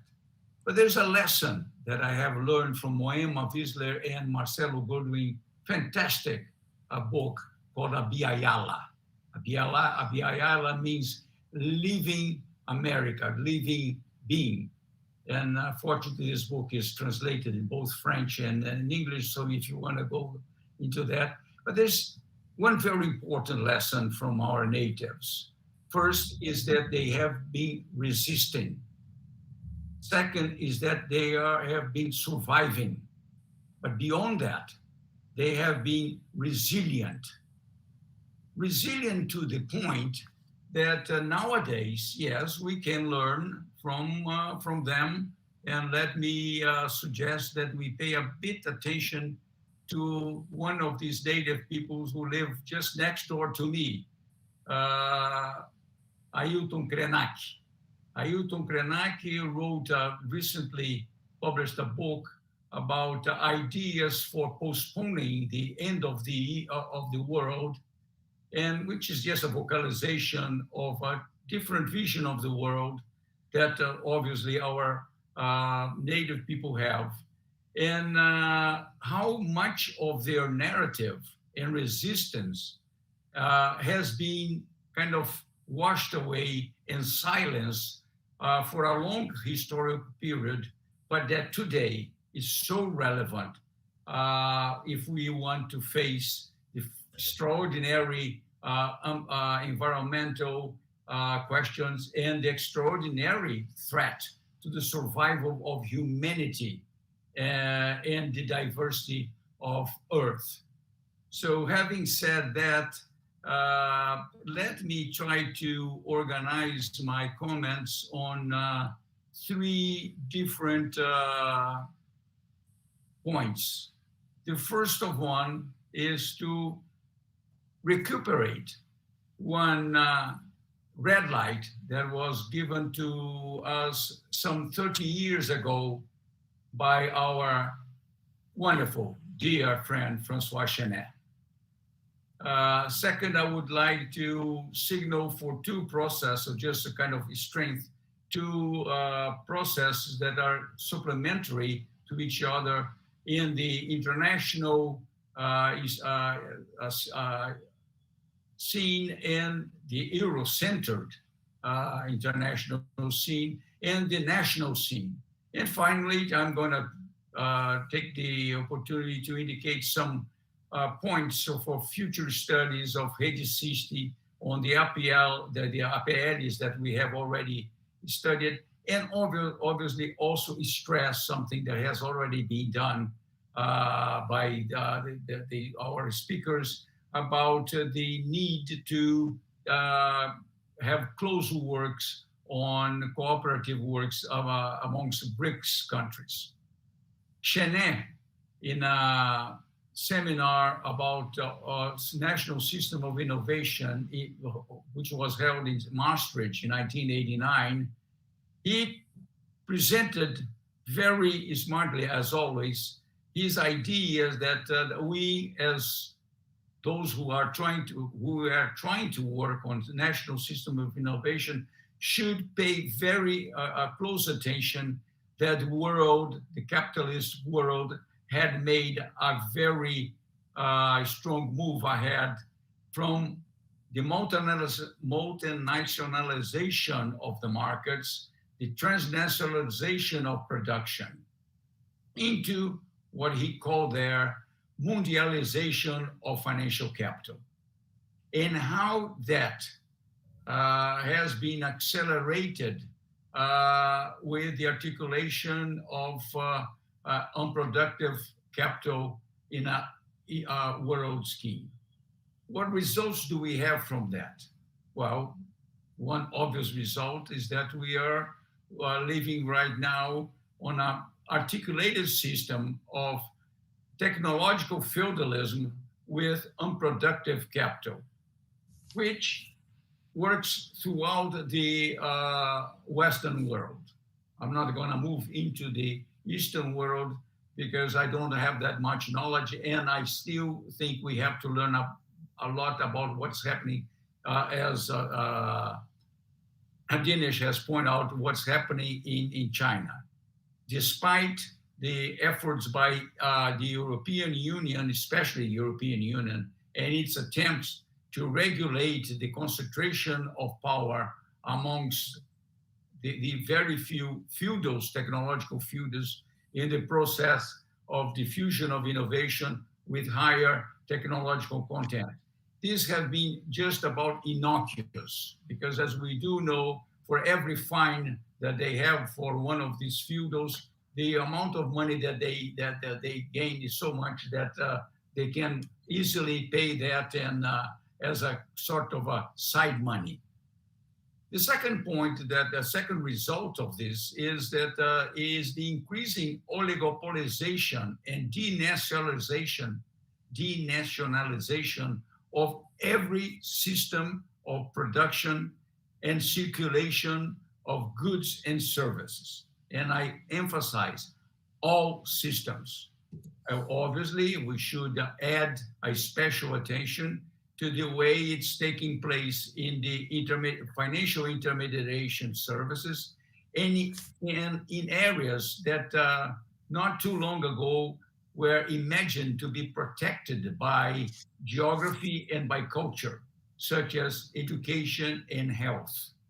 Not too long ago, we thought, well, education services and health services are protected given the geographical distance and also the cultural barriers. Well, all of that under regulatory, very loose regulatory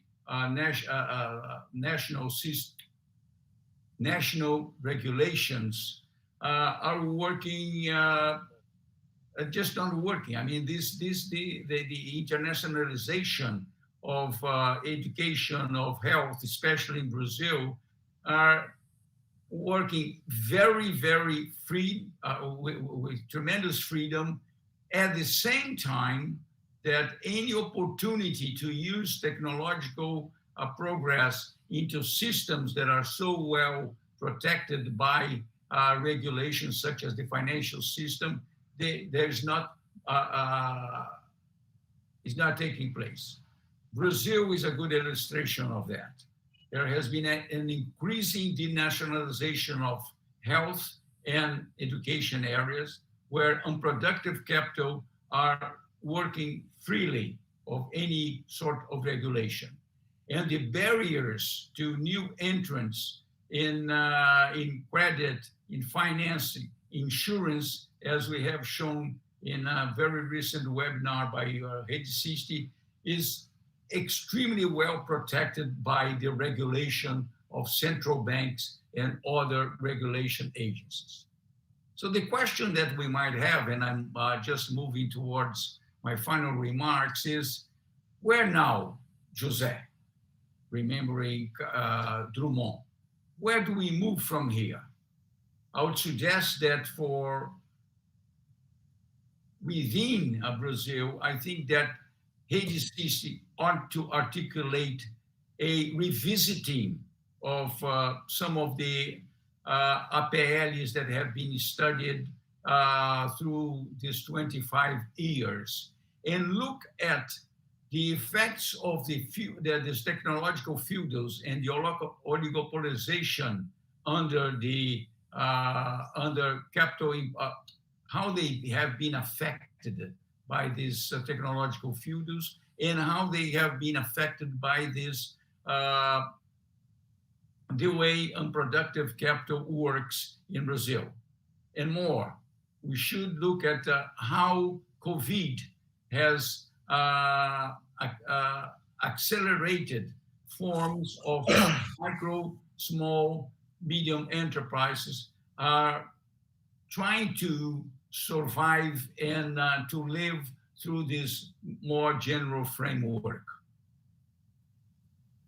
Moving towards the world, I think that yes, we do have to intensify our exchange within BRICS, so we can understand better the questions of feudals and oligopolies and how they are being treated by different public policies in different countries, in different regions, and how we can cooperate.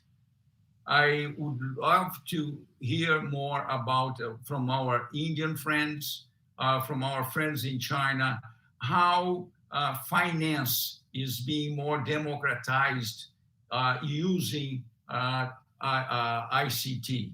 And I've heard of some of the aspects. How are they moving? How are they be able to move beyond the sort of regulation, which is what still instructs what happens in countries like Brazil. Brazil is not the only one where the central bank, where all the different organizations protect the oligopolization of finance. And I'm sure that we can learn a lot from you guys.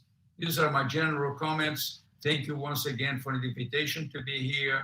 Thank you once again, Rasigan, Marc, and Dinesh for your extraordinary contributions. Thank you, my friend Arlindo. It's very, very good and nice to hear you. 25 years ago, we were younger and we are starting our journey together, even though we met some years before, 10 years before in the UK, as you certainly remember.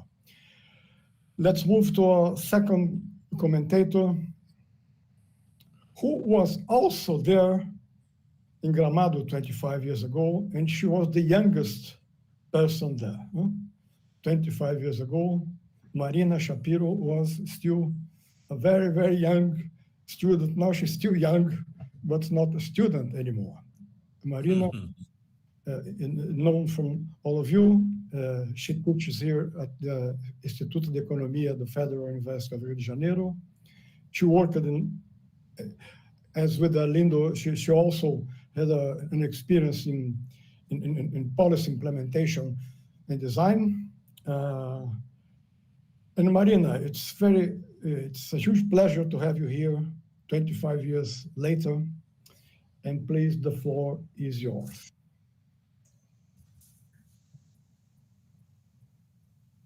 Thank you very much, Cassiolato. And for me, it's a big pleasure and honor to be here. So I would like to thank Cassiolato and Helena for the invitation and for the opportunity to participate in such an important and special webinar to celebrate RedeSist's anniversary. I think our excellent presenters and also Arlindo have already discussed the 8 imperatives and challenges in detail, adding important insights and suggestions for the debate and for the document we will intend to produce. In this case, I will use these minutes to talk about RedeSist and its foundation ideas and their influence on my academic and personal life. First of all, and regarding the title of the webinar, it is important to mention that RedeSist was born in opposition and with the objective to fight against the liberal paradigm and the ideas of this paradigm. Yesterday, when I was organizing my talk, I watched the video of the network's 20-year anniversary celebration, which took place in 2017. It was very interesting to find it, since the video makes a retrospective of the development of RedeSist's activities since its creation 25 years ago now. It helped me a lot to think about the points I would like to raise now. The development of RedeSist is interconnected with the development of my academic career and my personal life. 25 years ago, as Cassiolato has mentioned, I was starting my master's degree when Cassiolato, invited me to participate in the creation of a research network to reflect on issues associated with the inequalities and contradictions brought about the expansion of globalization in a national and continental environment dominated by neoliberalism.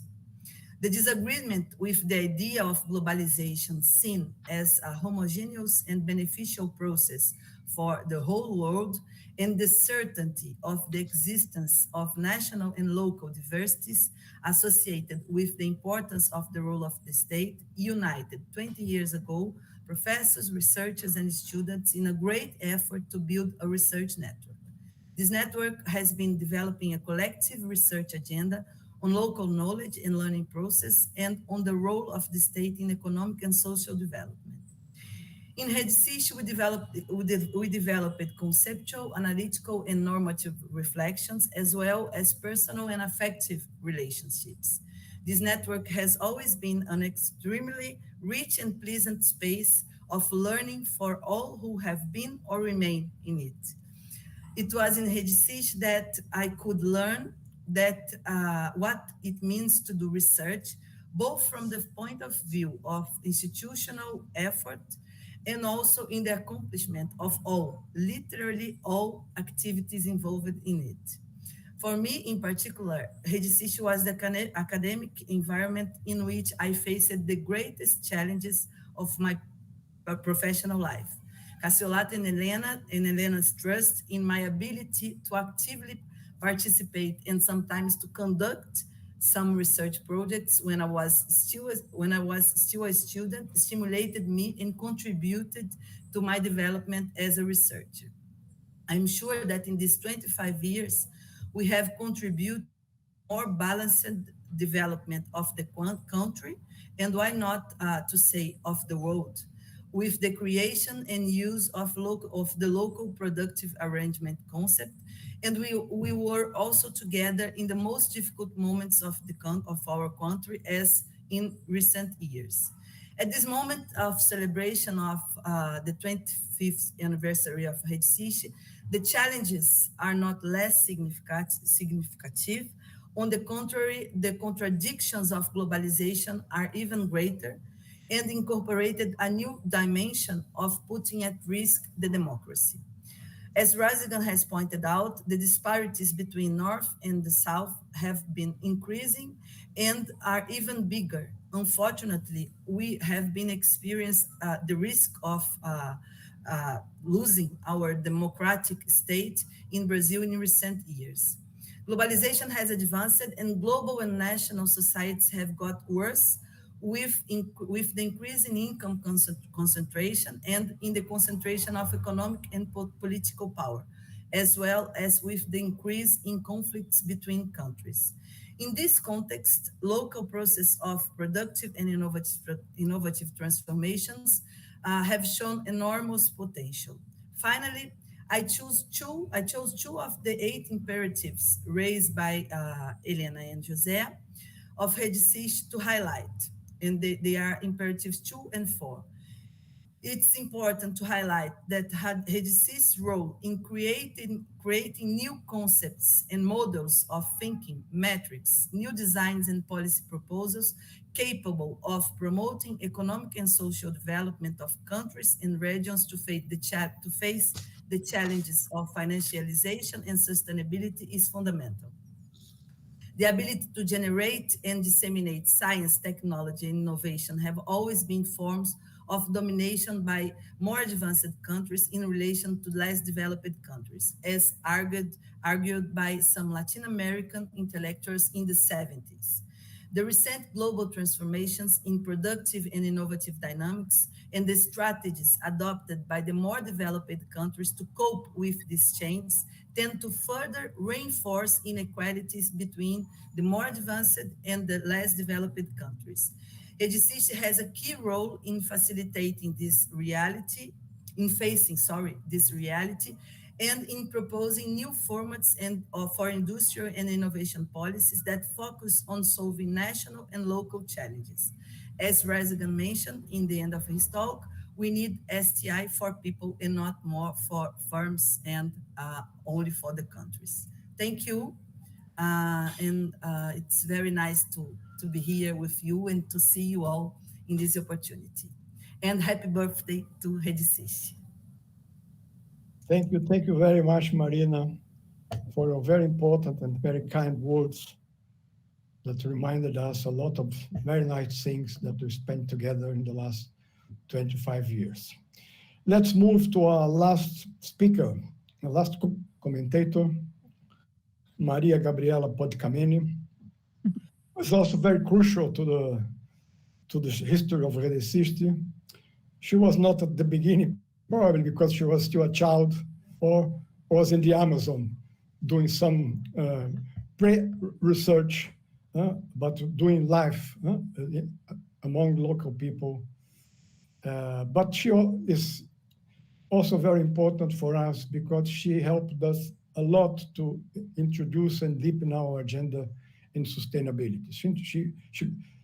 She was, when she first entered RedeSist's office some time ago, she went with the idea of environmental sustainability, and she put us in the right track of joining and melting together social and environmental sustainability.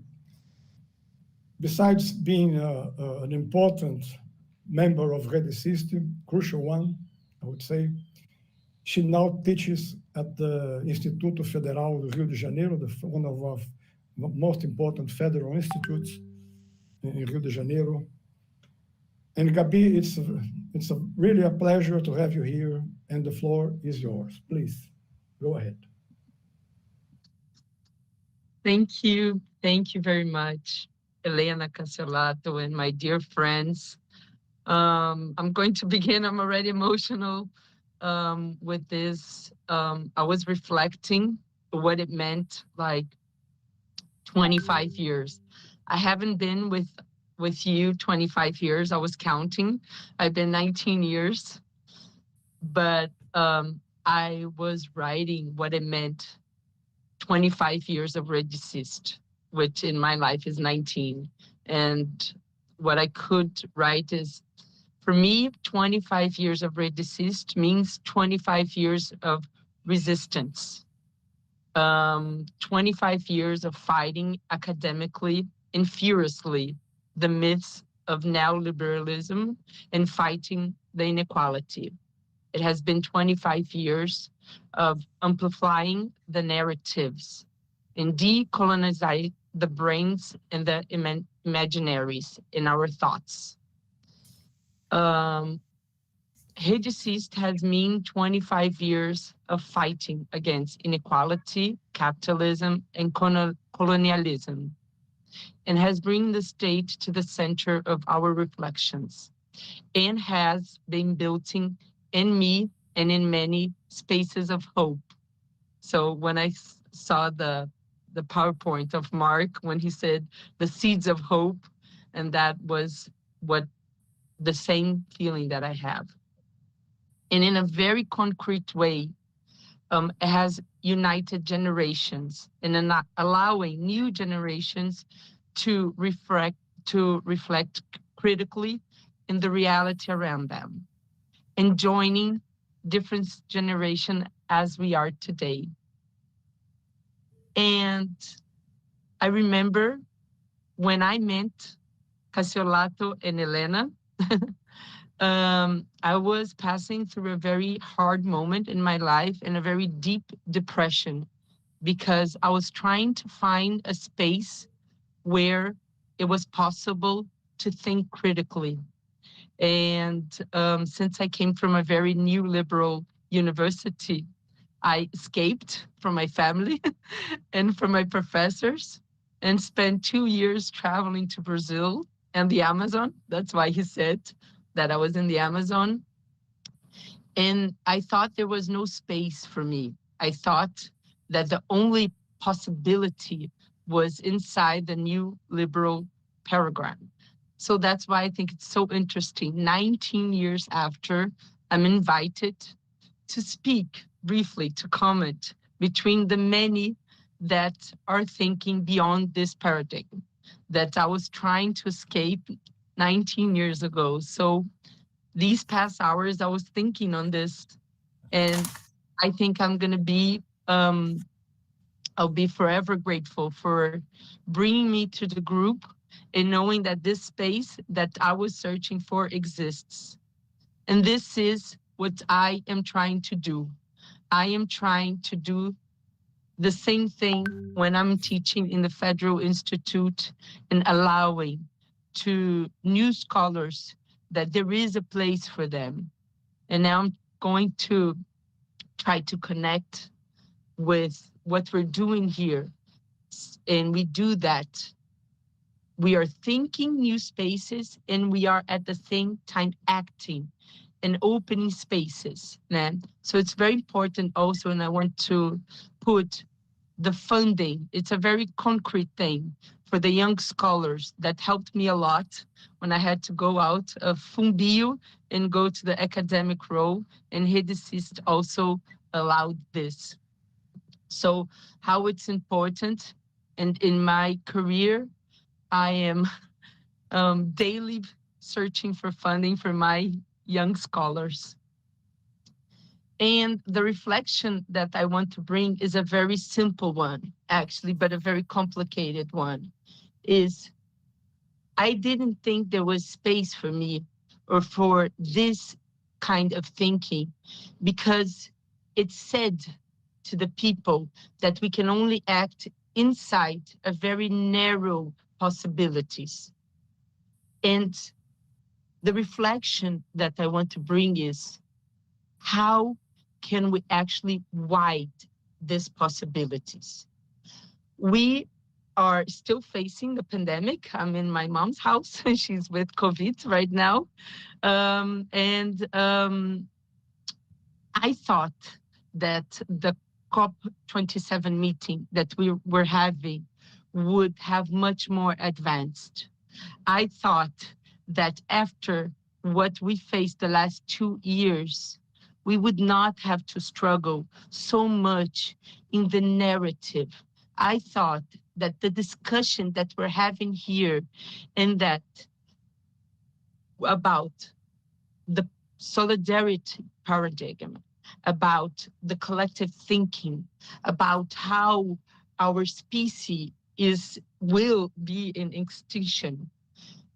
If the ones who survived, we have just thought of even that our lives we could have all died, and that was not enough. If that's not enough, what is enough? In the concrete world, and the ability of the capitalism and the new liberal paradigm and the narrative to recover so fast and to let us forget people that lived, that in the body had their experience, and how it's hard to connect. And then I will give two very personal examples, but reflecting, and I'll try to connect. I am the coordinator of the program in the Federal Institute, our environmental program. And it's very clear for us how environmental should be presented. So the basis of our program is that environmental thinking should be a feminist, intersectional, decolonialized, and anti-racist program. And that's what we are, and that's what we're teaching daily for our students. The engineering environmental and new liberal environmental studies, they're not just insufficient, but they are against the change that we need in this world. The pressure that we are receiving to transform our program to engineering, to environmental engineering daily is extremely, it's very intense.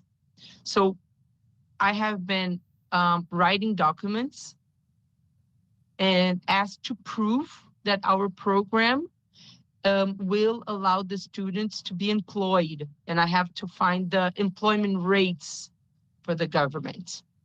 And then when I was thinking about that, I was thinking about answering to the government a sentence which is also from the leader Krenak that Arlindo said, and he says that life is not utilitarian.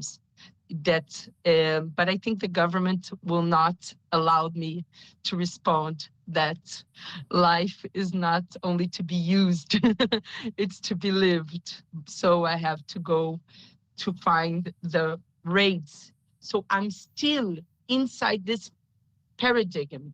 I'm still having to find the employment rates. In my course, and this is, I cannot say because it's a collective achievement, not mine, we are the second best environment course in Brazil, and the first public. And so we have this pressure, is a daily pressure, and how hard it is to maintain a program that is an anti-racist program, that we have that we have a feminist, that we are talking about the transformation. We're talking about capitalism, and the pressure is still really strong. And this is during a pandemic. This pressure is happening during the pandemic. So this is it's so hard. So and the second example, also very personal, but I'll try to connect, is that we are 11 days after the very important election. And the election was extremely important. And I will not reduce the importance of the achievement that we have made. But I think it was maybe a few days after, 5 days after, the future president said guaranteed that there will be funding for the Bolsa Familia. And because of that, he was criticized, extremely criticized, saying that he was irresponsibly with the fiscal area. And then I, that teach the working class, the institution is very different from the university. My students are Uber driver or iFood deliver, so that are my students.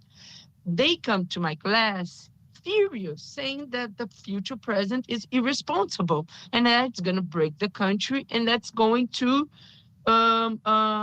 bring more unemployment. And they are receiving most of the programs. So, and I'm telling this, and it took me few hours to try to connect the dots. And I'm trying, this is something that I'm anxious on, the disconnection on the experience that you had in your body of the pandemic, that the women had in the pandemic, that always had, that carries the unpaid work of care that has historically, but in the pandemic, that was so much increased. And then there was a survey on the Favela da Maré, talking to these women. And they were asking if trying to connect climate change events in their life. And apparently there was no connection. And then when you explain, okay, so because of the climate change issues, there's going to be a pandemic, and because of that, you had more care and this, but the burden is already so naturalized in the bodies. And this non-connection is something that I'm trying to work it out, in my mind. So you have the working class furious with the president, you have the women that don't connect what is actually happening. And in this discussion on the pandemic, the unpaid work has been more discussed. But there's a statement that I would like to do. People are saying invisible work. It's not invisible. Everybody sees the work. It's exploration. So the name is important. So when you give the right name, it bothers. So it's very important for us to do these connections. So what I'm trying to ask and share and maybe hear some words from people that have inspired me so much is the decolonization of the thoughts so that we can go to the solidarity paradigm, so we can have the collecting feeling of the mankind and the connection with the nature that we want. It begins in the level of connecting our personal experience, our identity, and what's happening to us. Because if this is disconnected, as the examples that I gave, it's very hard, because I have the impression that no reality that could happen will be enough for the changes. So, and these are my thoughts, and I'm sorry that it wasn't so organized. I'm here in my mom's house taking care of her, so I'm not in my...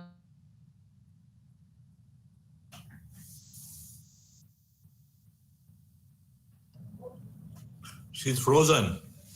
I think that Lost connection. And she...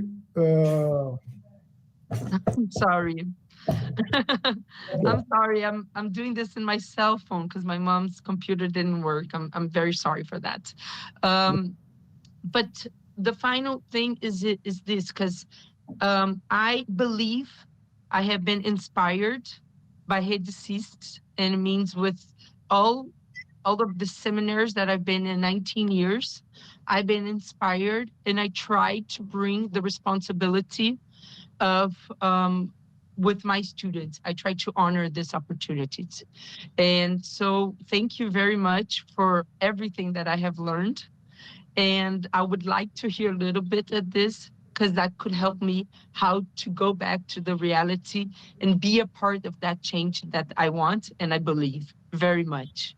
So thank you very much, and for being here. Thank you, Gabriela, who was also our youngest member in this panel. With Gabriela, we finished a very, very nice and important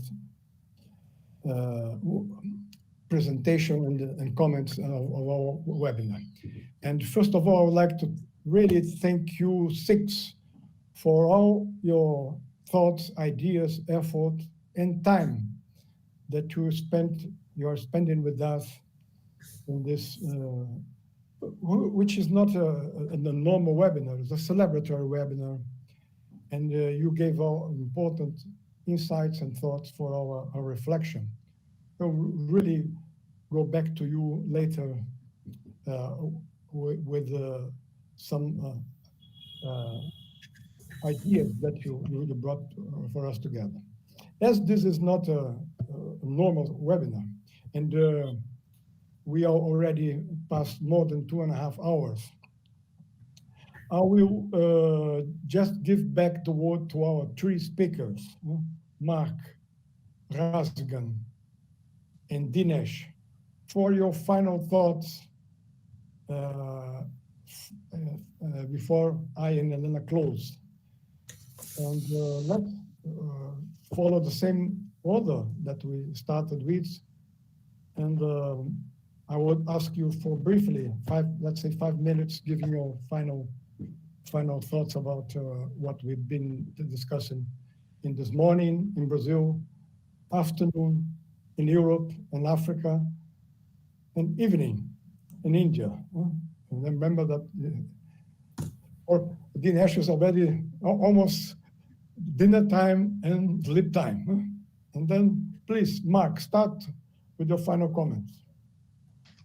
Thank you very much to you, José, Helena, and all of you, Rasigan, Dinesh, Marina, Arlindo, Gabriela. It was really moving to remember all these years of intensive work. I just would like to point very few points that were mentioned by one or two of you. But in fact, I only make just a comment. We are to fight. We have to fight. The fight is not over. And we have seeds of hope. We know what is wrong, but we have enemies, strong enemies. Capital, colonialism in many spirits and in many actors, not only elite, but also multinational firms, even from China. We have, I would say, countries, or more exactly states. And as was mentioned by Rasigan, we do need not only to start from the root with APL, but we need to organize a global regulation.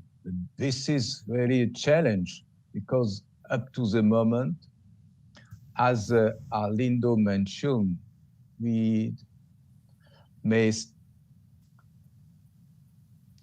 make our efforts to be resilient on the ground, but it will not suffice. And it's very difficult at our level to organize a global regulation.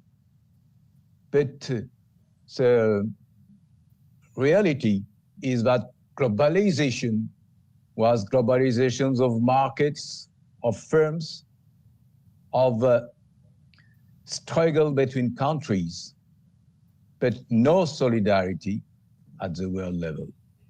No solidarity.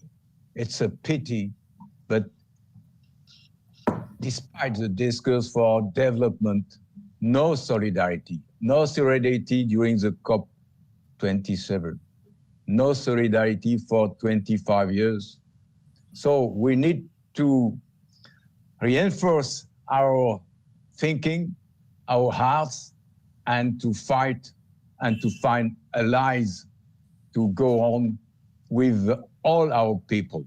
Thank you very much, because RedeSist is an experiment, a very strong experiment of resilience for Brazil and Latin America, and I hope with the link towards Latin America beyond with BRICS, perhaps possibility to start step by step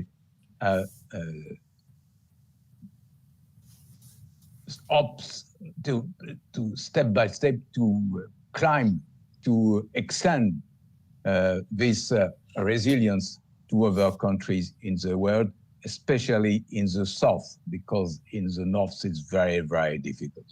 Thank you very much. Thank you very much, my friend Marc, for your presentation, for your final remarks. Excellent. So thanks very much, and especially also very much like our colleagues who Cassiolato gracefully categorized as being the youngest amongst us. We should also recognize even our own development over the period of our engagement has been collective to a large extent. And that's something quite important, which often doesn't exist in other research groupings, which are much more formal and structured around, structured around project funding. And this is something which is also quite important, because it was mentioned later that the troubles that people have in terms of receiving the type of support that's required to sustain such networks. It's an important point in terms of our present and also our futures. You know, I'm extremely grateful also for the opportunity to participate in this. As you all know, the definition from Africa of all of us as a species being is we are because of others. And that is critically important, especially now. Towards that end, we also need to grasp the problems by the roots. And for us to do this, we need to sustain the critique that we've developed. I'm sure you would have noticed, because we have an intimate seminar in terms of the numbers involved in this, so I can be a little more open in expressing some things.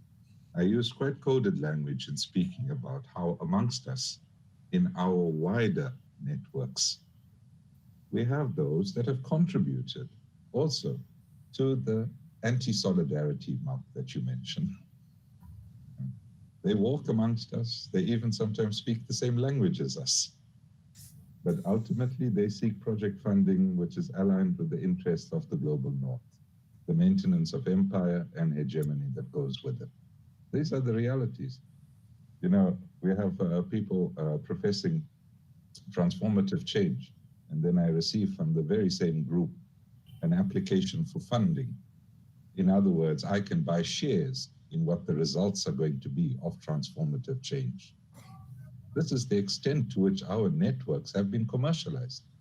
And that's why I'm so proud to be associated with RedeSist in a stronger form. And I like the way Marina, Gabriela, Arlindo have articulated that history. It is a quarter of a century of resistance.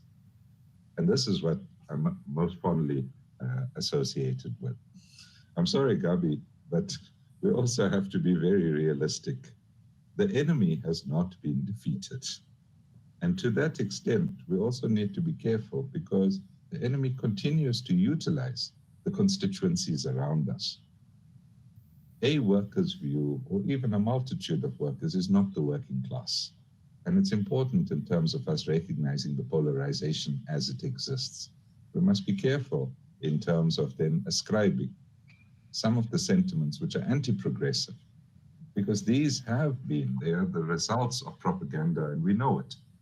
People don't even like using that word anymore. But if you look at the monopolies in terms of the way in which, especially in Brazil, news and information is transmitted and the asymmetries that result from it, we have a lot more. Our task is much more difficult, colleagues. The world of social media, etc., can pass on, as we've learned, very negative images, and they can do it at such a rapid pace. And if you ask, what is the resistance to that? It is our continued, our consistent critique of a system that generates such ill effects that will help us over time. So, sorry, we may not be able to offer solace in terms of what we are facing, but we should know we are involved in a good fight, and that's a fight that may endure beyond us individually, but will contribute to the type of transformation necessary. My last word is really the postmodernist theorists who argued it's easier to consider the end of the world than it is to consider the end of capitalism. And part of the troubles that we are confronted by is exactly that, because it is weaponized through the medium of social media and other tools. Who owns these tools, and what are they being used for?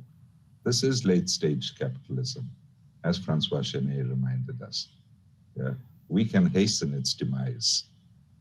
And I congratulate RedeSist in helping us advance that struggle. Thank you very much, colleagues. Thank you, my friend Rasigan. Always wise and important point for us, and really pleased with you and our South African friends as well. Dinesh, Professor Dinesh. Yeah. Thank you, Jose. Thank you, Helena. Thank you, Gabriela, Marina. You continued with the efforts in Brazil, and we've always got support from you in variety of ways. I don't want to enumerate them.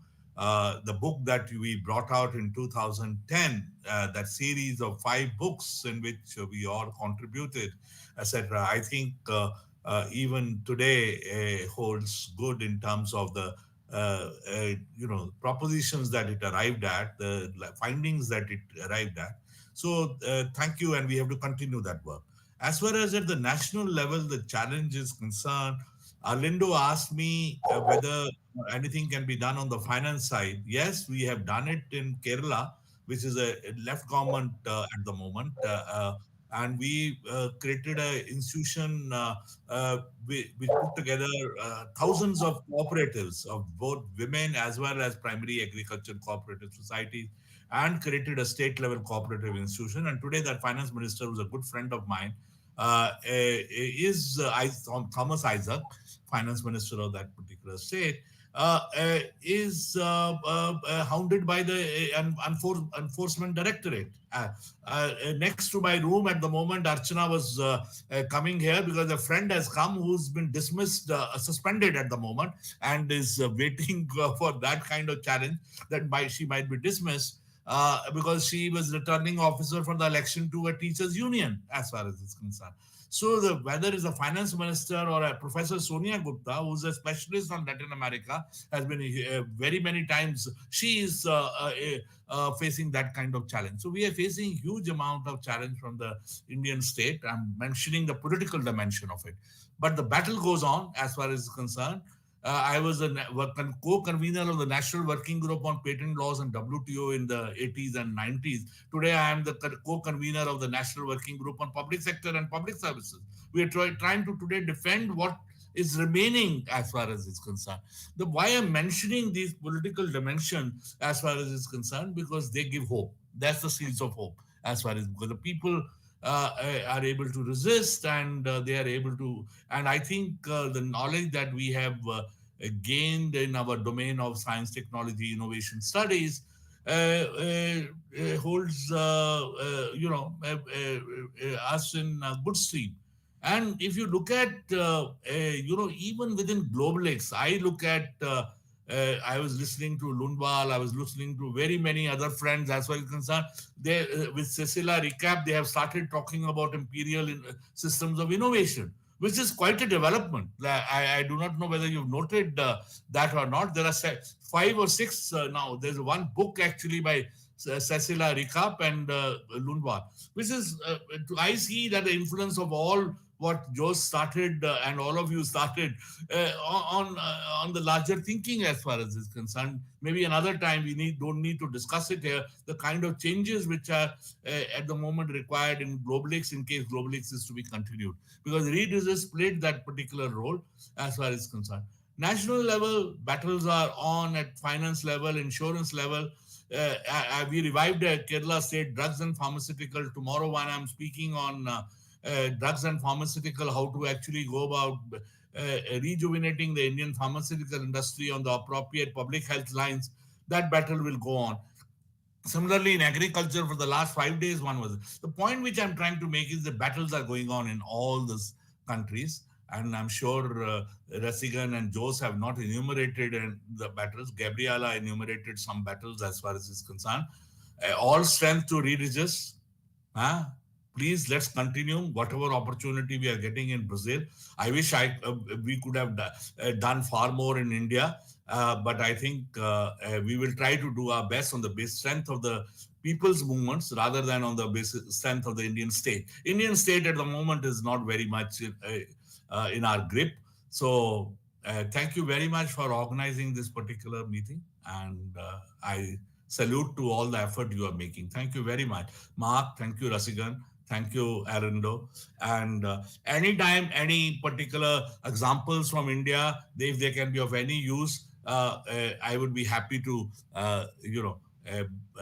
share material on those. Please feel free to put such a request. I would be more than happy to bring out both struggle as well as the solidarity efforts which are going on in the country. Thank you very much. Thank you, Dinesh. We are approaching our end. And before passing the word for Helena, I would just like to thank all the participants here in our room, and for those that were in YouTube, in particular to Christina, who was also a founding member of RedeSist 25 years ago, of Maria Lucia, Dulce, and in special our friend Hiroko, the wife of Marc, who was with you in our global meeting. We miss you all a lot, and we thank you very much. Helena, please, your final words. Open the microphone, please. It's not. It's open. I can hear Helena. I can hear. Cassiolato, can you hear me? Yes. Yes. We can hear Gabriela. Yes, we can hear Gabriela. Okay. I can hear Gabriela, but I can't hear Helena. So Rasigan is saying the same, right? Rasigan cannot hear Helena, yeah. This happened to me last week. People heard some of the people in the room. It was so strange. Okay. Okay.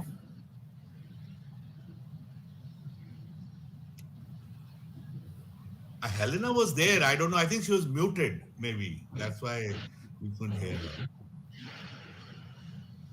Yeah, she's again joined. Yeah. Okay. Fine. Yes? No?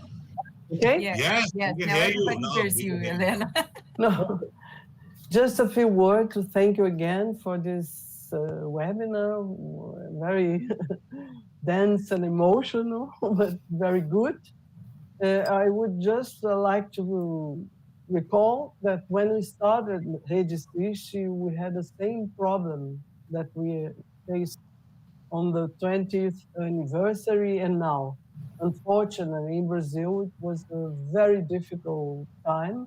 We had no money to do anything, but against all the financial or the other resources, we could make it.